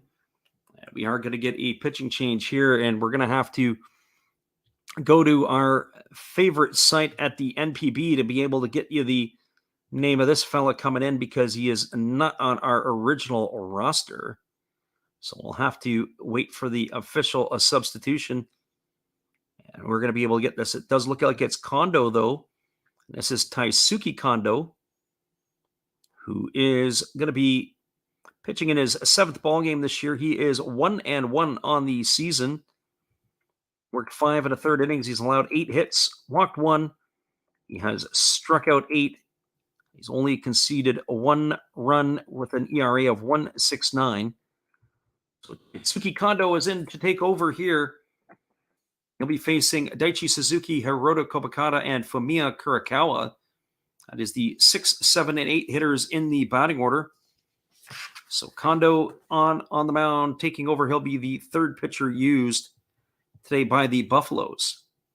And the first pitch is a fastball that misses down for a ball, and the count is 1-0 to Suzuki. Suzuki is officially 0 for 1 today. He's grounded into a double play, and he's also had a sacrifice bunt. So Kondo on the hill here. And here comes the 1-0 offering. It's a fastball that misses down, and the count is 2-0. So 2-0 to Kondo.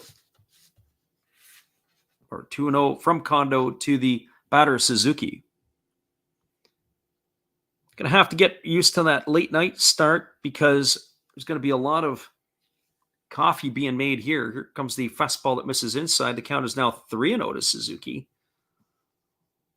So 3 balls and no strikes. You certainly don't want to give a free pass to the leadoff hitter. There's still a lot of time left in this ball game. There's 9 outs left for the Golden Eagles. They can do a lot of damage with those 9 outs.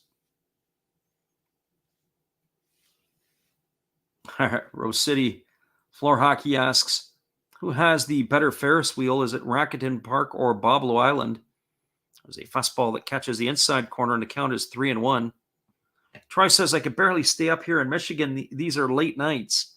Yeah, right now you're looking at 240 with some humidity and heat, as that fastball is swung on and fouled away, and the count is 3-2. It's going to be that we're going to have to be getting up early. I'm going to have to grab a nap or something. I'm going to have to sleep in and change the days around a little bit. That's exactly what we're going to have to do. We don't have a choice. So 3 balls and 2 strikes. Kondo looking to battle all the way back, and here comes the offering to Suzuki. It's a fastball swung on. This ball is belted into deep center field. Racing back on it is the center fielder, Sano, but he's got room. He's going to be able to make the grab, and that is going to retire Suzuki for the first out of the inning. He sent it away, but not deep enough. Mr. Cap says he went against you, making it interesting. He took the over at 5.5. I thought the over opened at 6.5, though, Mr. Cap. But I'm not sure. So here we are. Here comes the shortstop, Hiroto Kobakata. Kobakata steps in. He is officially 0 for 2 tonight. He's bounced into a fielder's choice and struck out. He takes a first pitch fastball for a called strike, and the count is 0-1. So no balls and 1 strike. Kobakata waiting on the offering from the right-hander Kondo, who delivers. It's a breaking ball that misses down and in. The count is 1-1. So the Golden Eagles are running out of outs here. They've got 8 left to be able to try to get some runs back. And here's the pitch. It's a fastball swung on, and this ball is belted into center field for a base hit. Kobakata has got himself a single, and that is going to bring up the second baseman, or check that third baseman. Oh, it's second baseman, Fumiya Kurikawa. I can't even read my own handwriting as it's starting to get late here. Not like this has been a coloring book tonight, but I'm sure that's going to happen too.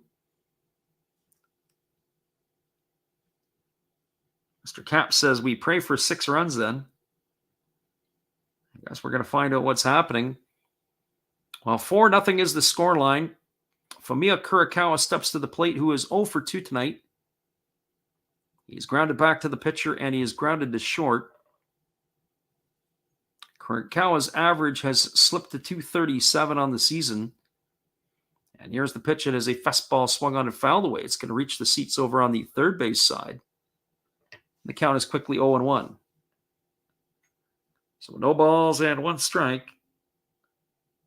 Kurikawa. Troy says he thinks all the fireworks have already occurred. And that part might be right. It may be harder now for the Eagles to score some runs. These would have been the innings, the 6th and the 7th, against the 2 pitchers, Abbey and Kondo, to do some damage. One would think Hirano will be coming in the 9th. Here's the pitch. It's a fastball swung on and fouled away. The count is now 0-2. It's not like these last 2 pitchers have been particularly sharp.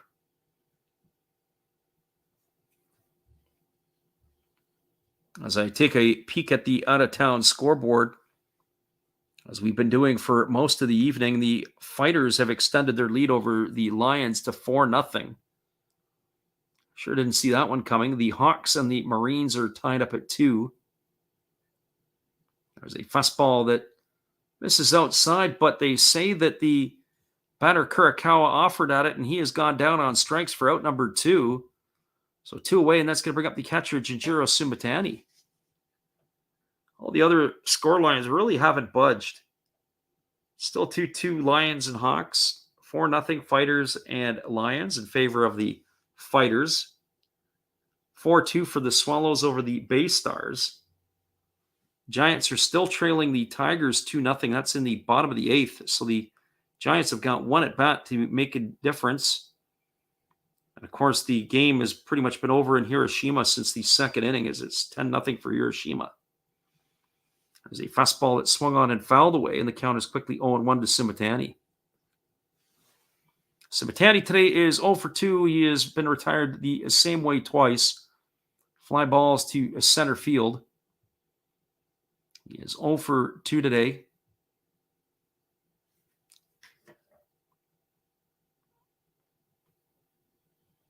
He's waiting on the 0-1 offering now from the right-hander Kondo, who delivers a breaking ball that misses down and away, and the count goes to 1-1. So 1 ball and 1 strike. And what's all the more interesting, it looks like that the right-hander Takada is going to come back in for inning number 2 of work. So I guess they feel that it doesn't much make a difference. He can come back in and roll again. There's a fastball that misses up and away, and the count is now 2-1 on Sumitani. Well, it's not like the Buffaloes have a particular mash unit out there. As Troy pointed out, he figures all the fireworks are over with. And it is not exactly the strongest hitting lineup for Orix. There's a fastball swung on and missed, and the count now goes to 2-2. So 2 balls and 2 strikes. Rose City Floor Hockey says, have you ever seen the Simpsons episode about the softball team? Nope, can't say that I have.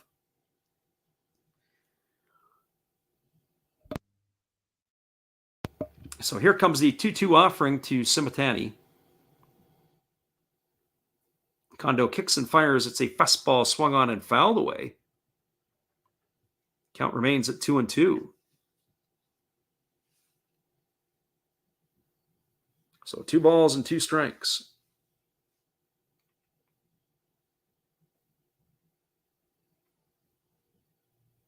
So Simitani waiting on the 2-2 offering from Kondo, who holds at the chest. And now he kicks and delivers. It's a fastball that misses down. I'm not sure I really like the way that the catcher Fushimi backhanded that ball. It didn't get through him, but boy, oh boy, that's living dangerously for sure there. It almost looked like that they were crossed up on the pitch. Maybe he wanted something a little bit different. Troy says, did you see Willie Castro with the home run the other day? Willie Castro, after being demoted this year and then getting recalled, may have had some second life. Because there was a lot of talk about Castro as an infielder, and there's a fastball fouled away. The count remains at 3-2. They were looking at him as obviously a shortstop before that they brought in Javi Baez.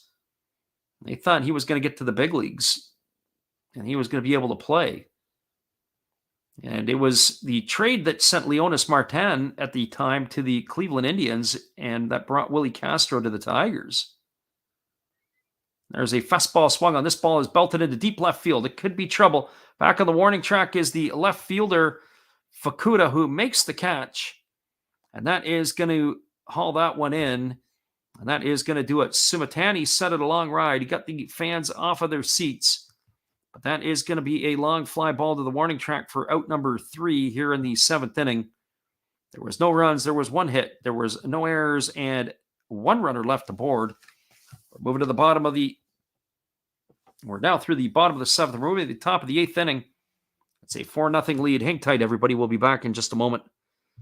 We need to get a coffee to keep us a little bit awake here.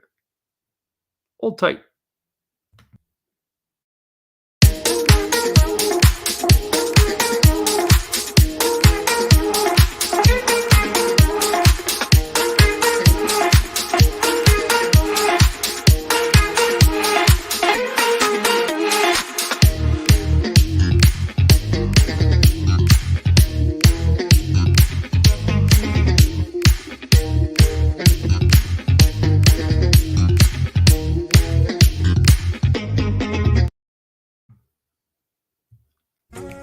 Everybody, thanks for checking out the game and Last Raps Baseball. This is Dave's Zero Thought Sports Card. If you like pack openings, baseball, all that good stuff, check us out. Drop a comment on our channel this month to win a mystery pack of cards. All you gotta do is say Last Rap sent you to be entered.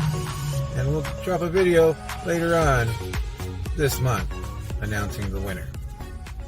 Enjoy the game. Welcome back, everybody. We are moving to the top of the 8th inning, and it is going to be the heart of the Buffalo batting order. That's going to be Nakagawa, McCarthy, and Sugimoto to come to bat.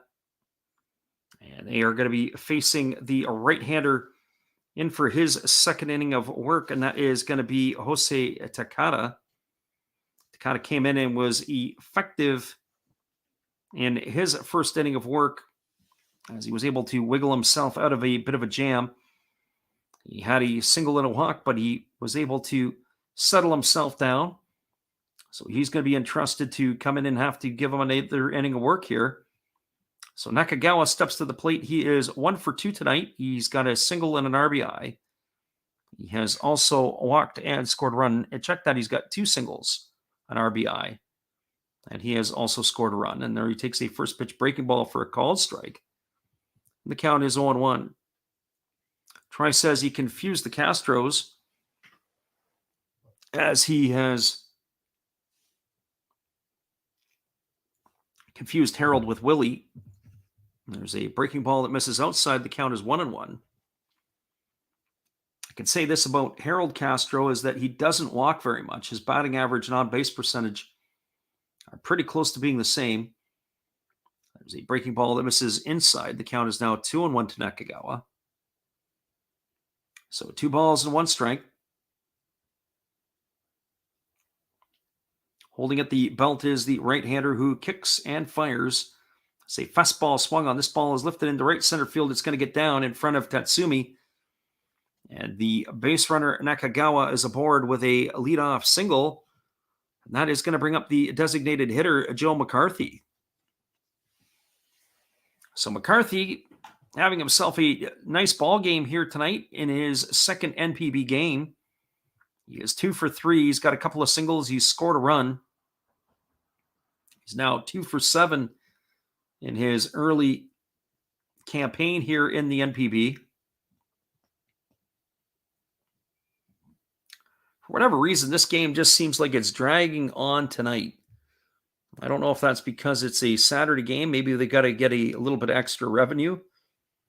This one here just seems like we're here forever. There's a fastball swung on. This ball is belted deep right field, and this ball is going to be gone. A home run for McCarthy, and he has blown this part. It is now 6-0 for the Buffaloes.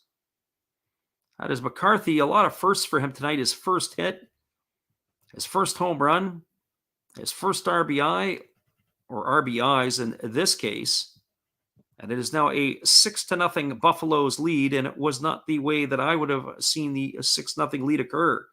But that ball got up in a hurry. It was a fastball letter high. He was able to turn on it. It almost looked like he didn't even take a full swing. And he's able to smash that ball right over the right field fence into the seats. It wasn't exactly a long home run, but it was a home run that was on a line. It's a great way to get yourself endeared to your teammates. The first pitch to Sugimoto was a fastball that misses outside for a ball, and the count is 1-0. So Takada ready to go back to work. He delivers a breaking ball that misses outside, and the count is now 2-0. Speaking of home runs, Sugimoto tonight has homered. He is 1 for 3. And so here comes the 2-0 offering from Takada. He kicks and he fires. It's a fastball that misses inside. Now that runs the count to 3-0. So a 6-0 lead for the Buffaloes. And the question was, did Mr. Cap hit that ball oppo? No, he hit that ball pull side. And here comes the pitch. It is a fastball that misses outside, and that's going to be ball 4 to Sugimoto. And he is aboard with a walk. One of my things earlier, I said that, in my opinion, I felt that this game here was going to be low scoring before the game started. But once those starting pitchers left, I figured that the runs would start to get away. And Troy says it's time to pull the pitcher, but looks like they're going to leave him out there for a bit.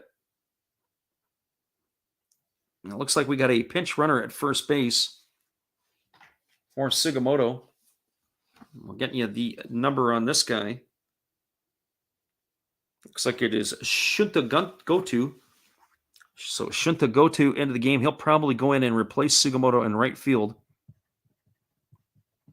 And the first pitch offered to Noguchi is a fastball taken for a called strike, and the count is 0-1. So 2 runs already on the board here in the 8th inning. Here comes the 0-1 offering. There was a fastball swung on it, missed, and the count is now 0-2. So probably for the people who like to come and do their late night gambling, they're probably biting on their fingernails right now, wondering if this is going to be a 7 spot that's going to come up. So no balls and 2 strikes. And Noguchi waiting on the offering from the right-hander, Takada, and there is a fastball swung on and fouled away, and the count is now 0-2. We'll try that again. It is Jose Takada on the hill right now. I've got my tongue twisted a little bit by his last name. I often when I see it, I think of Masahiro Tanaka, but not quite. So Takada checks the runner at first. He comes set at the belt. And now he kicks and delivers. It's a fastball that misses upstairs, and the count is now 1-2. Mr. Cap says he's rooting for his under, for Troy's under. Let's see some defense. Well, we're going to find out what's about to happen here. Buffaloes have nobody out and a runner on first. The floodgate's going to start to open. I guess we're going to find out here in a minute. Here comes the 1-2 offering. And there is a fastball swung on and missed. And that is going to retire Noguchi. He swung at an inside fastball. And that is going to retire him for the first out of the inning, and that'll bring up the catcher, Tori Fushimi. For Fushimi tonight, he has had a very productive day at the plate. He is 2 for 3. He's got a single, a double. He's knocked in a pair of runs. And in between, he struck out on a absolute marathon at bat.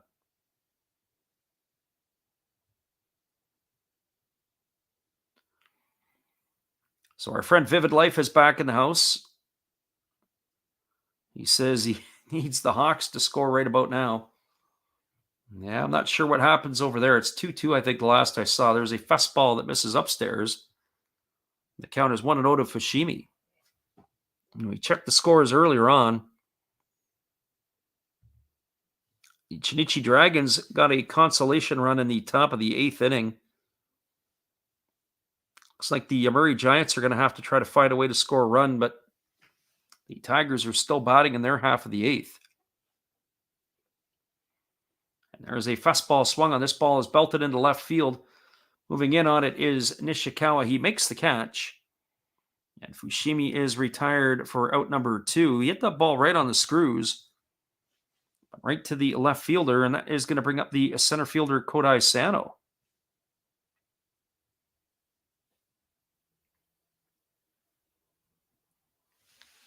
So for Sano, he is 0 for 3. He has struck out. He's flown to center and flown to right.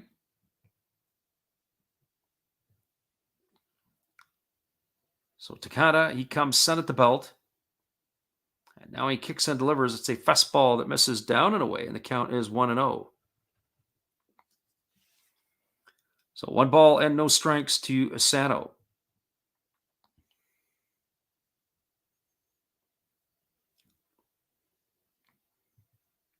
Pitcher Takada holds at the belt, and he fires over to first base, but diving back in time is the base runner Godu, the pinch runner back in time. It's a beautiful stadium that they have there in Tohoku. You got the Ferris wheel in left field. And right center field, they have like scaffolding that's up there, and they've got kids in a harness. They're kind of walking across. There's a fastball that is taken low. They throw down to second base, and Godu is going to be gunned out by a country mile. He is going to be caught stealing 2-6. But there has been damage done here in the 8th inning as the 8th inning has come to an end. There were 2 runs in the inning on 2 hits. There was no errors and nobody left the board. We're now moving to the bottom of the 8th. It is a 6-0 scoreline for the Orix Buffaloes over the Tohoku Rakuten Golden Eagles. Stick around, everybody. We'll be back in just a moment. And we got Alexander Leggett in the house. Yeah, we appreciate you being here, checking in late. Hang tight. We'll be right back after this. We're glad you are with us. Hold tight, everybody.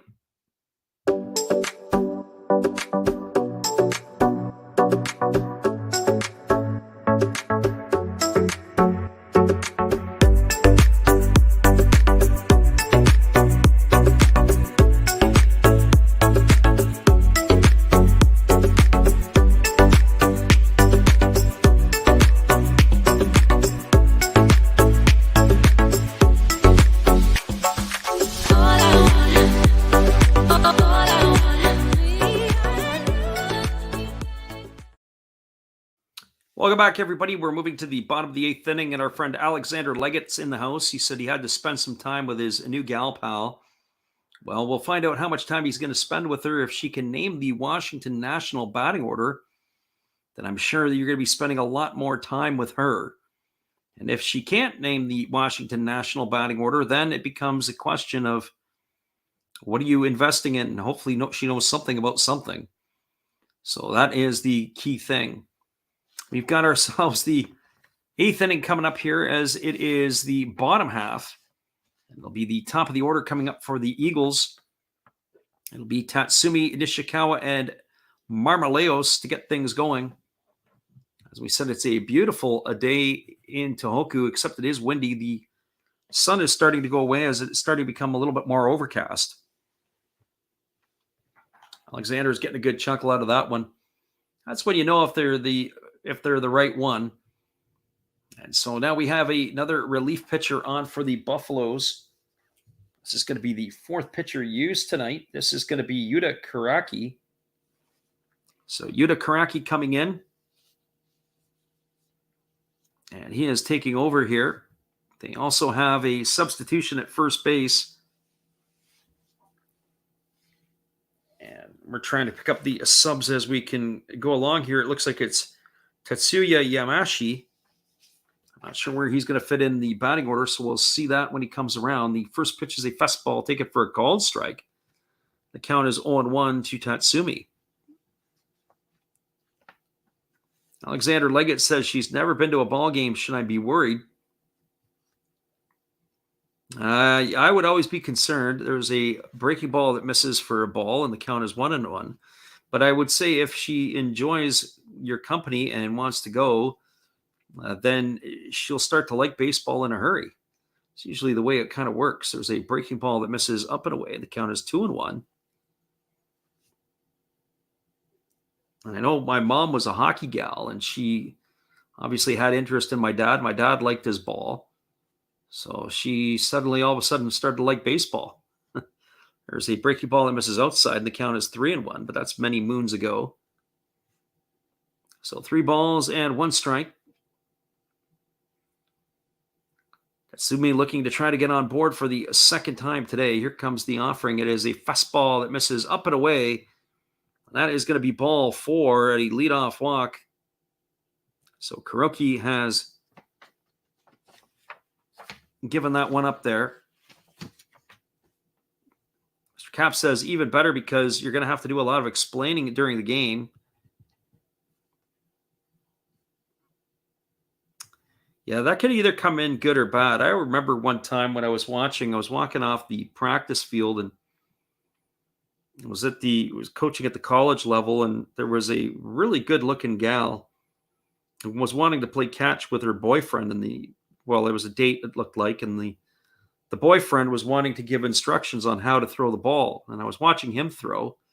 I was watching her throw, and I felt like saying, hey, she should be giving you the instructions. There's a first pitch fastball that swung on. This ball is lifted into deep center field.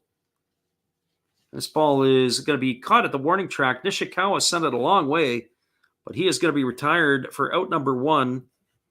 Tatsumi is going to have to hold at first base, and that's going to bring up the first baseman, Jose Marmaleos. So Marmaleos is 0 for 2 today. He's got a walk. He has struck out and popped out to the catcher. He is 0 for 2.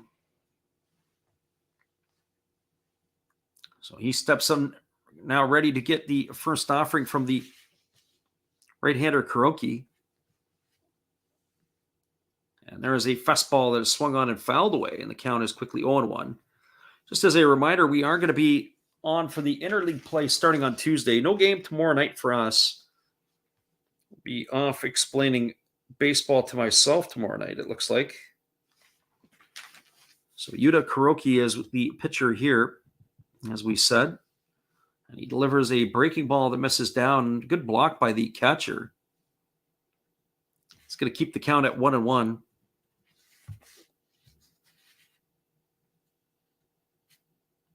So 1 ball and 1 strike to Marmaleos. Alexander Leggett says baseball gals are great. Never any daddy issues. Yeah, usually the case. There's the 1-1 pitch. There's a fastball that misses inside. The count is now 2-1. 2 balls and 1 strike.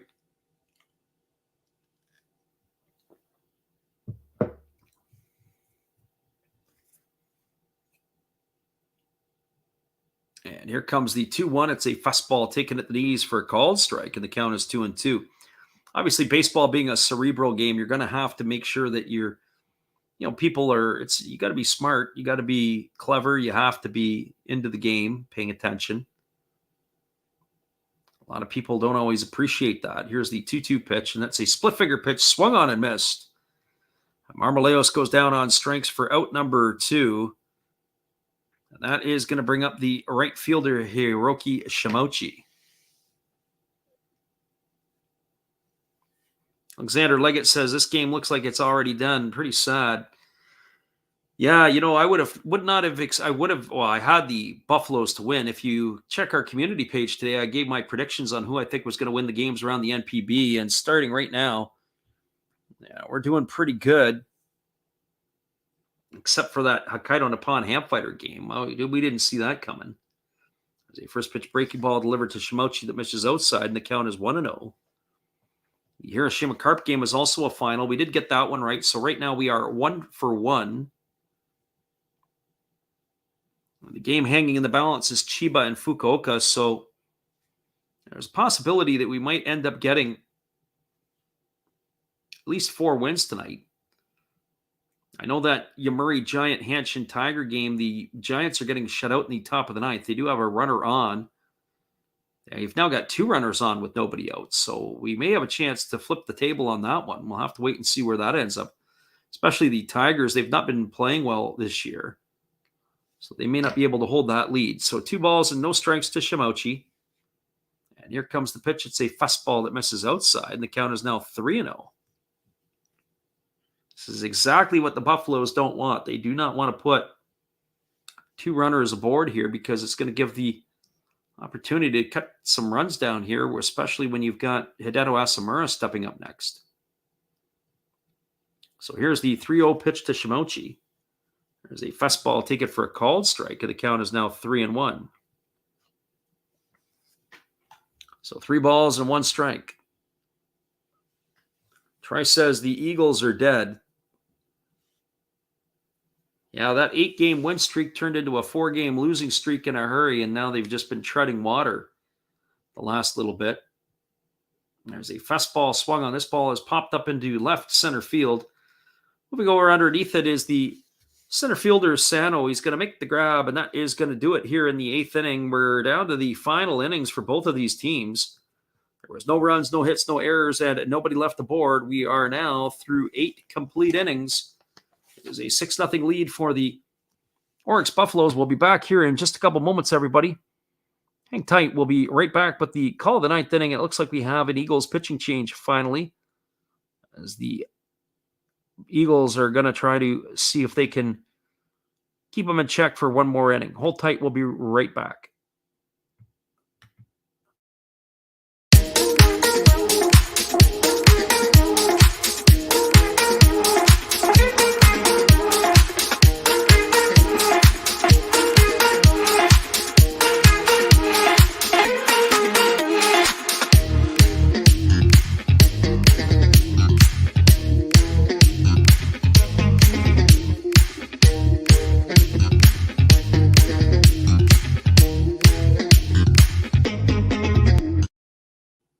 Welcome back, everybody. We got a few things in the chat to clean up on. As we move to the top of the 9th inning, our friend Alex says, most people talk and say there's nothing going on at a baseball game, and he's absolutely right. They need to make sure they pay attention. Took a bunch of kids to a ball game last night, and the kids, we were sitting there watching just how they behaved, and, you know, up and down, up and down, up and down, and not watching the nuances of the game. They just don't know how to sit and watch. And that is something that is always a bit of a concern. Is to play the game, you got to watch the game. And if you don't watch the game and you don't see what's going on, you miss a whole lot. And that is a problem with some of the kids, especially in the technological age of our world. Our friend Mr. Cap asked, do I keep up with the NBA? Any predictions on who will win the finals? I'm not a big NBA fan. I mean, obviously you got G State, who I guess is up 2-0. Dallas is who they're playing. And I would say if I had to have somebody to cheer for, the guy that I really like the way he plays is Jimmy Butler.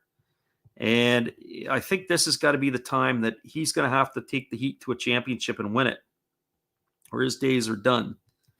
At least to do it. He's 32, going to be 33 years old after the season. I think this is his year. And, well, that's what I'd like to see. Celtic-wise, they're going to have a few more shots at this over the next few years, as I do believe the Warriors will too, because even though it's going to be the end of the Thompson and Curry era, they've got some young players over there like Kamunga and, of course, Wiseman not even playing this year, and they got somebody else over there as well. They're going to be loaded for bear for the next 10 years. So very interesting. Here's the first pitch fastball from Yugi. It's taken for a call strike by Sano. It's going to be Sano, and then the top of the order, Fukuda and Mune to face the left-hander Yugi. And here comes the first pitch, or the second pitch. It is a breaking ball swung on and fouled away, and the count is 0-2. Alexander Leggett says, where can I send you my address for the card? Actually, it was in your PayPal address there, Alex, if assuming that is the one.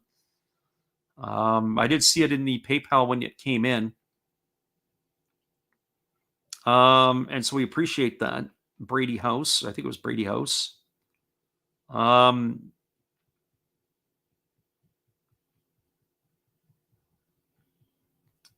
there is a fastball swung on it. It is grounded into the infield. It's fired over to first, and Sano is going to be retired on a ground out 5-3.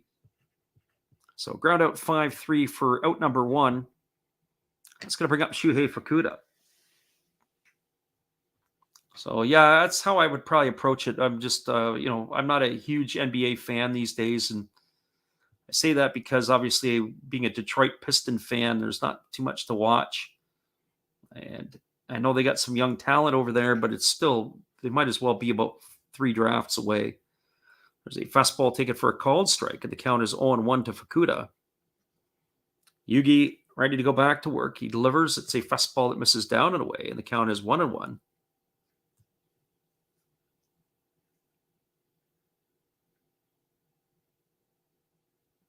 Vivid Life says, damn Hawks. Probably sounding by that. It's probably one of those things. There's a fastball that swung on it, is grounded deep into the 6th hole. Kobakata fields it. He throws across the diamond, and it's not going to be in time. That'll be an infield hit for Fukuda, who runs pretty well. Nice play by the shortstop. But it's not like he got a 95-mile-an-hour arm across the diamond. He does a great job to get to the ball backhanded. And then he is able to break it down. He gets rid of it, throws across the diamond on about 18 hops. And that is going to be not in time to retire Fukuda. That is going to bring up Yuma Mune. Mr. Cap says, I think you're the first Piston fan I've ever met. When he grew up in the Silverdome era of the 80s, a chance to get out to see the Pistons play a lot with Isaiah Thomas and Kelly Tripucka and Vinnie Johnson and all kinds of guys. There's a fastball that misses outside, and the count is 1-0 to Mune. Going to watch games at the Silverdome. It seated 80,000 fans. For basketball, it looked like it was only, if there was 12,000 fans there, it looked like it was empty. So here's the 1-0 pitch to Mune. It's a fastball that misses inside, and the count is 2-0. Never got to the Palace a ton. And I saw a game at the Palace about 5-6 years ago. Really tragic that they actually tore that arena down. It was state-of-the-art when they built it, and it was still relatively state-of-the-art as it was destroyed. Like, they sold the team, Davison sold it, and they tore the stadium down. Fastball outside, the count is 3-0.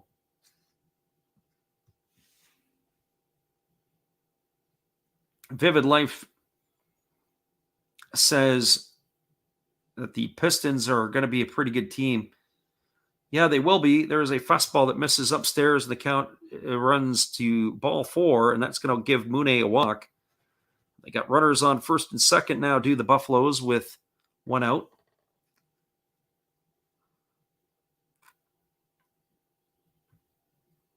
I'm just looking at some of the other stuff here. Yeah, the Pistons are a problem. They're going to be drafting 5th as we're talking Piston basketball during the Japanese game. And probably if Jaden Ivey gets to them, then that's probably going to be a good thing. We do have a pinch hitter coming up. And this is going to be number 44 for the Buffaloes.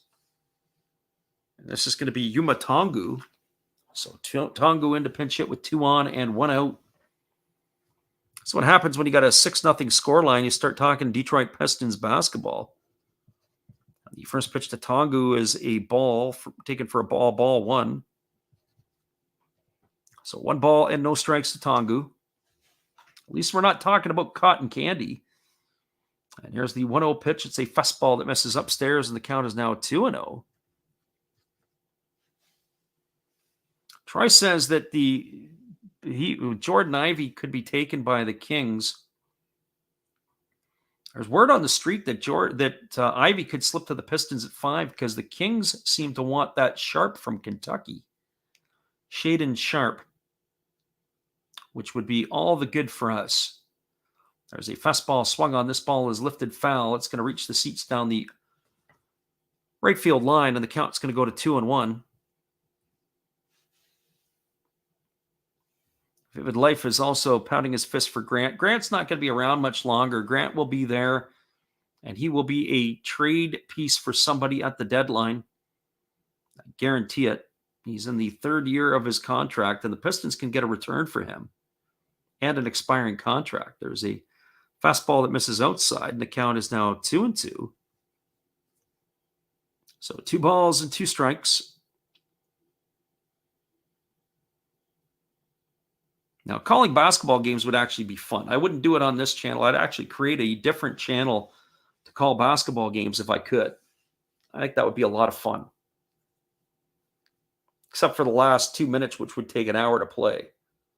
So 3 balls and 1 strike. And here's the offering. It is a fastball swung on. This ball is lifted into deep right center field. Racing back on it is Tatsumi. He makes the catch onto the warning track. Tagging at second and heading to third is Fukuda. And that is going to retire Tongu for the 2nd out of the inning. He took it for a ride, but not far enough. And that is going to leave it all up to the first baseman, Kai Nakagawa. For Nakagawa, he has been all over the base paths tonight. He is 3 for 4, all singles and a RBI.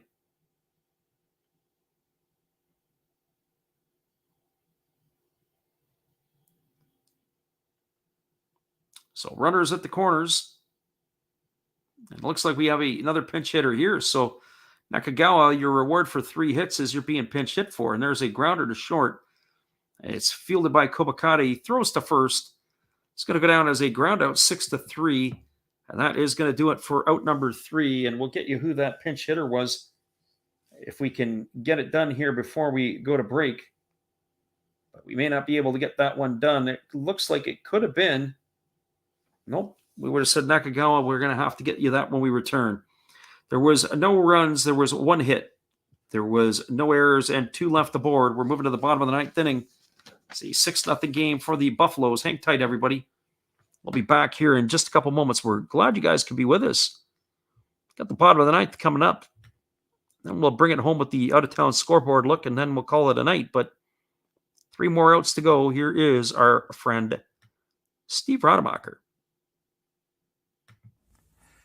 This is Steve Rademacher, and I'd like to introduce you to my channel if you haven't seen it before. These are all the things I enjoy: sports, autographs, relics, non-sports Hall of Famers, pseudo-sports, Star Wars. That's my channel name and my name, and I would really appreciate it if you would come check me out and maybe even subscribe if you like it. Thank you for that for now, and back to your ball game.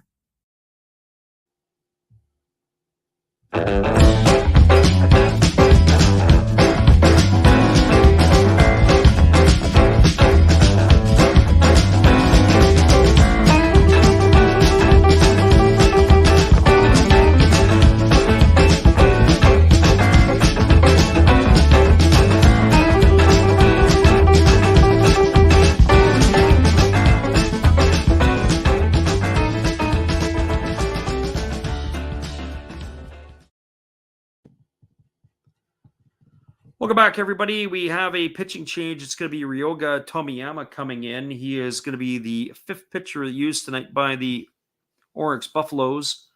He is the lefty taking over here in the 9th inning.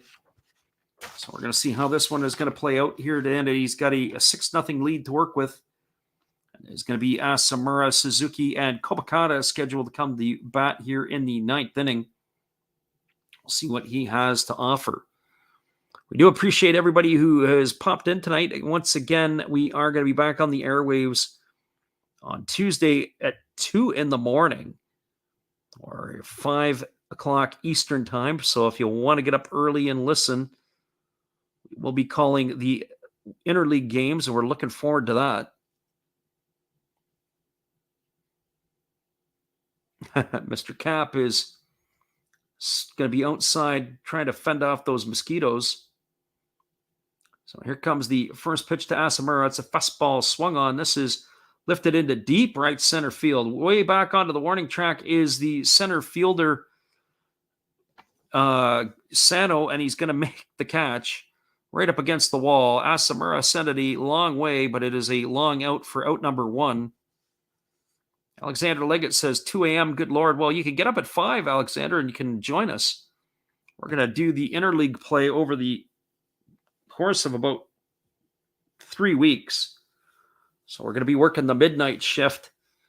Looking forward to do it. I want to see all of those teams in the Central League. Teams that we don't always get to see regular. And here comes the first pitch. It is a breaking ball that drops in for a called strike. Count is 0-1. I'm going to have to heed some of your advice and maybe try to look at some of the stuff from the Central League where I can. There's a fastball that misses upstairs to Suzuki, and the count's 1-1. Don't usually call many of those games. I actually prefer the Pacific League, other than the fact that they are not using the pitcher to hit. I do like that about the Central League. There's a breaking ball swung on. It's grounded over to second. The throw over to first is in time. It does pull the first baseman off of the bag, but he's able to come back to step on it. They are going to ask for some help as manager Ishii, so hold tight, everybody. This one's going to go to the video review as Yamashi, who is in at first base, they think may have come off of the base. So let's see what the umpires are going to have to say when they return here. We think that the call is going to stand, that it is an out, but why not burn a challenge here where there hasn't really been anything to challenge tonight? The throw was a catch. They did take him off the bag, but he looks like he reached back and got it with his toe. And I think he's going to be able to have got it in time. So let's see that again. He makes the catch, does the first baseman, then he reaches back.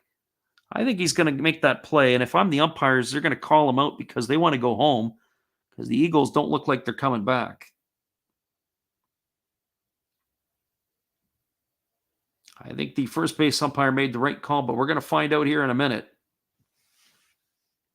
So one thing I don't like about the replays is it takes the common sense out of the game. They're going to go look at the replay, and if the replay is, in fact, that it is overturned, let's see what happens here. Nope, they made the right call the first time. He's out. Goes as ground out 4-3 for out number 2. I like the fact that they are able to make that play. But even still, you got a 6-0 ball game. You're going up to run that for review. You better be really right, or else I'm banging you again. So here comes the first offering to Kobakata. It's a fastball that misses outside, and the count is 1-0. For Kobakata today, he is 1 for 3. He has singled. He's bounced into a fielder's choice, and he has struck out. There's a fastball that misses up and in, and the count is 2-0. I'm kind of curious to see how the addition of McCarthy has affected Angel Ravello, who was not off to a good start this year. The breaking ball that misses down, and the count is now 3-0. I haven't looked at the rosters of these teams to see where players are, and they do have movements. So I am curious to see where Ravello stands, if it's made an effect on him or not. There's a breaking ball that drops in for a called strike, and the count is now 3-1. Yeah, Mr. Cap says he likes the fact that the MLB umpires are now announcing what the call was. I do like that too. There's a breaking ball that misses down, and now we have a base runner here. That is a walk. So if Troy is still listening in, he's probably ticked off because this could be the runner that puts them over the 6. It's going to bring up the second baseman, Fumiya Kurakawa.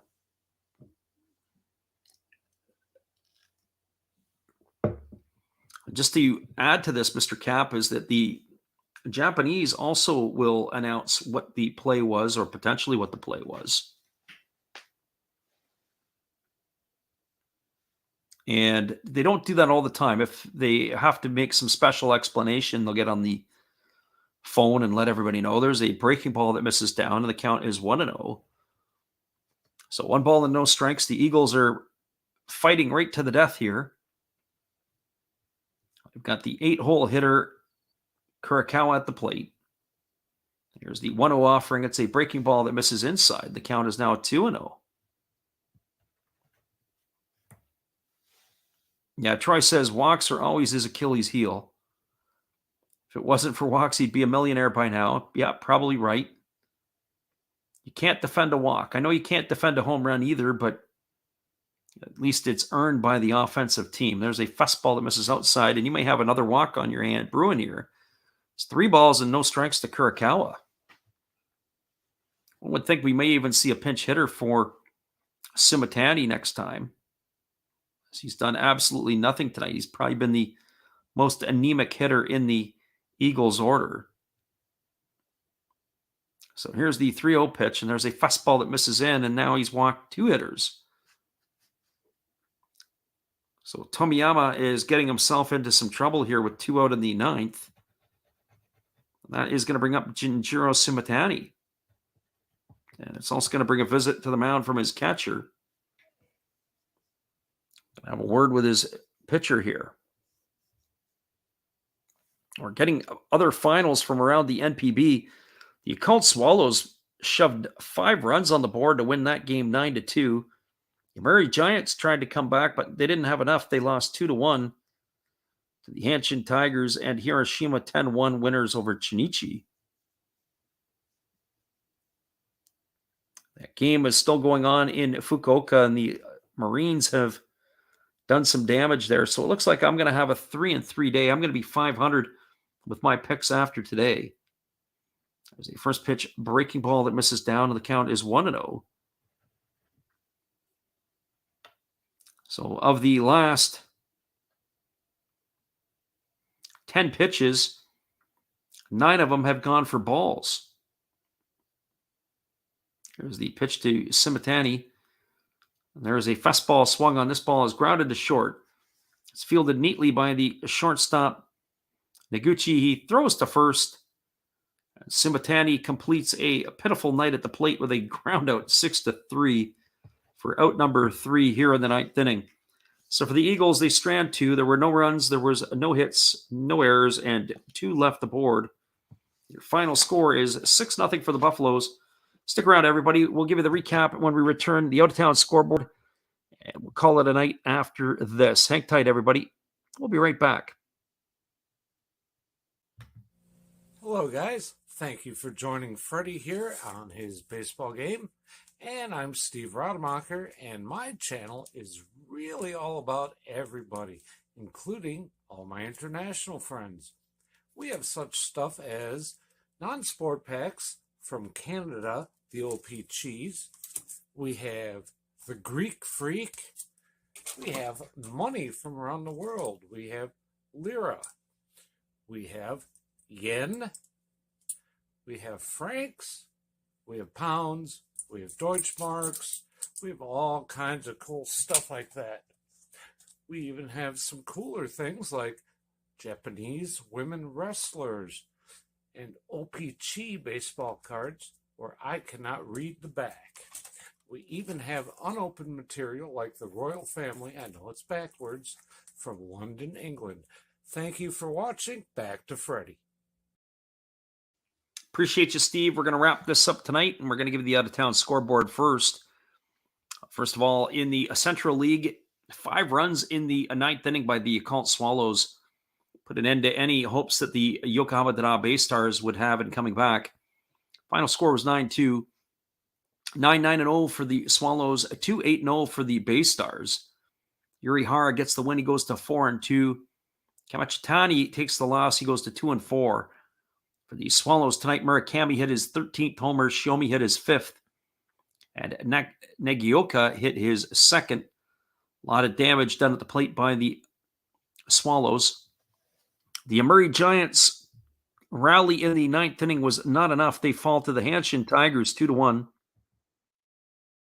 2-7-0 for the Tigers, 1-6-1 for the Giants.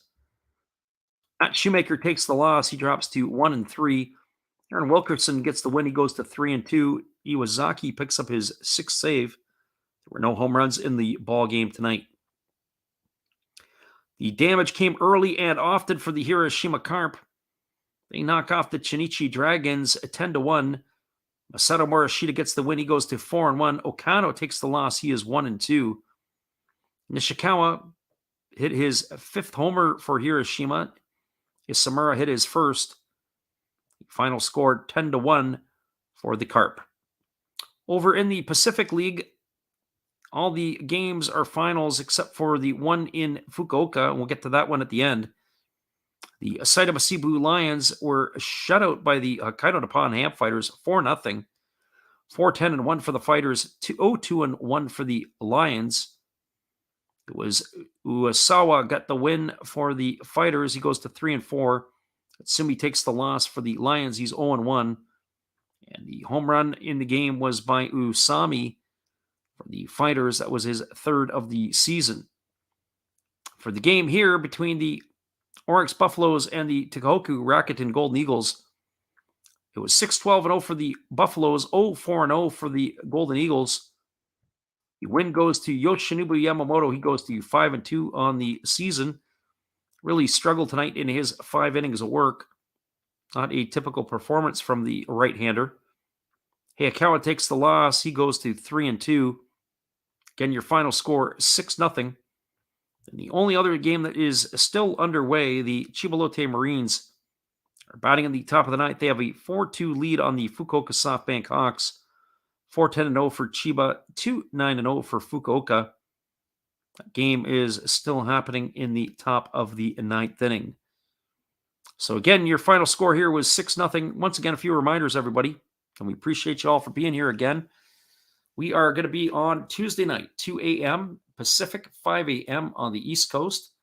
We'll be calling a game, and we are really, really looking forward to this. Got some interleague play. I will post up our schedule at some point on Monday, kind of let you know what we're going to be doing and who we're going to be calling. But we're going to be bringing the coffee, and I'm excited to do those games.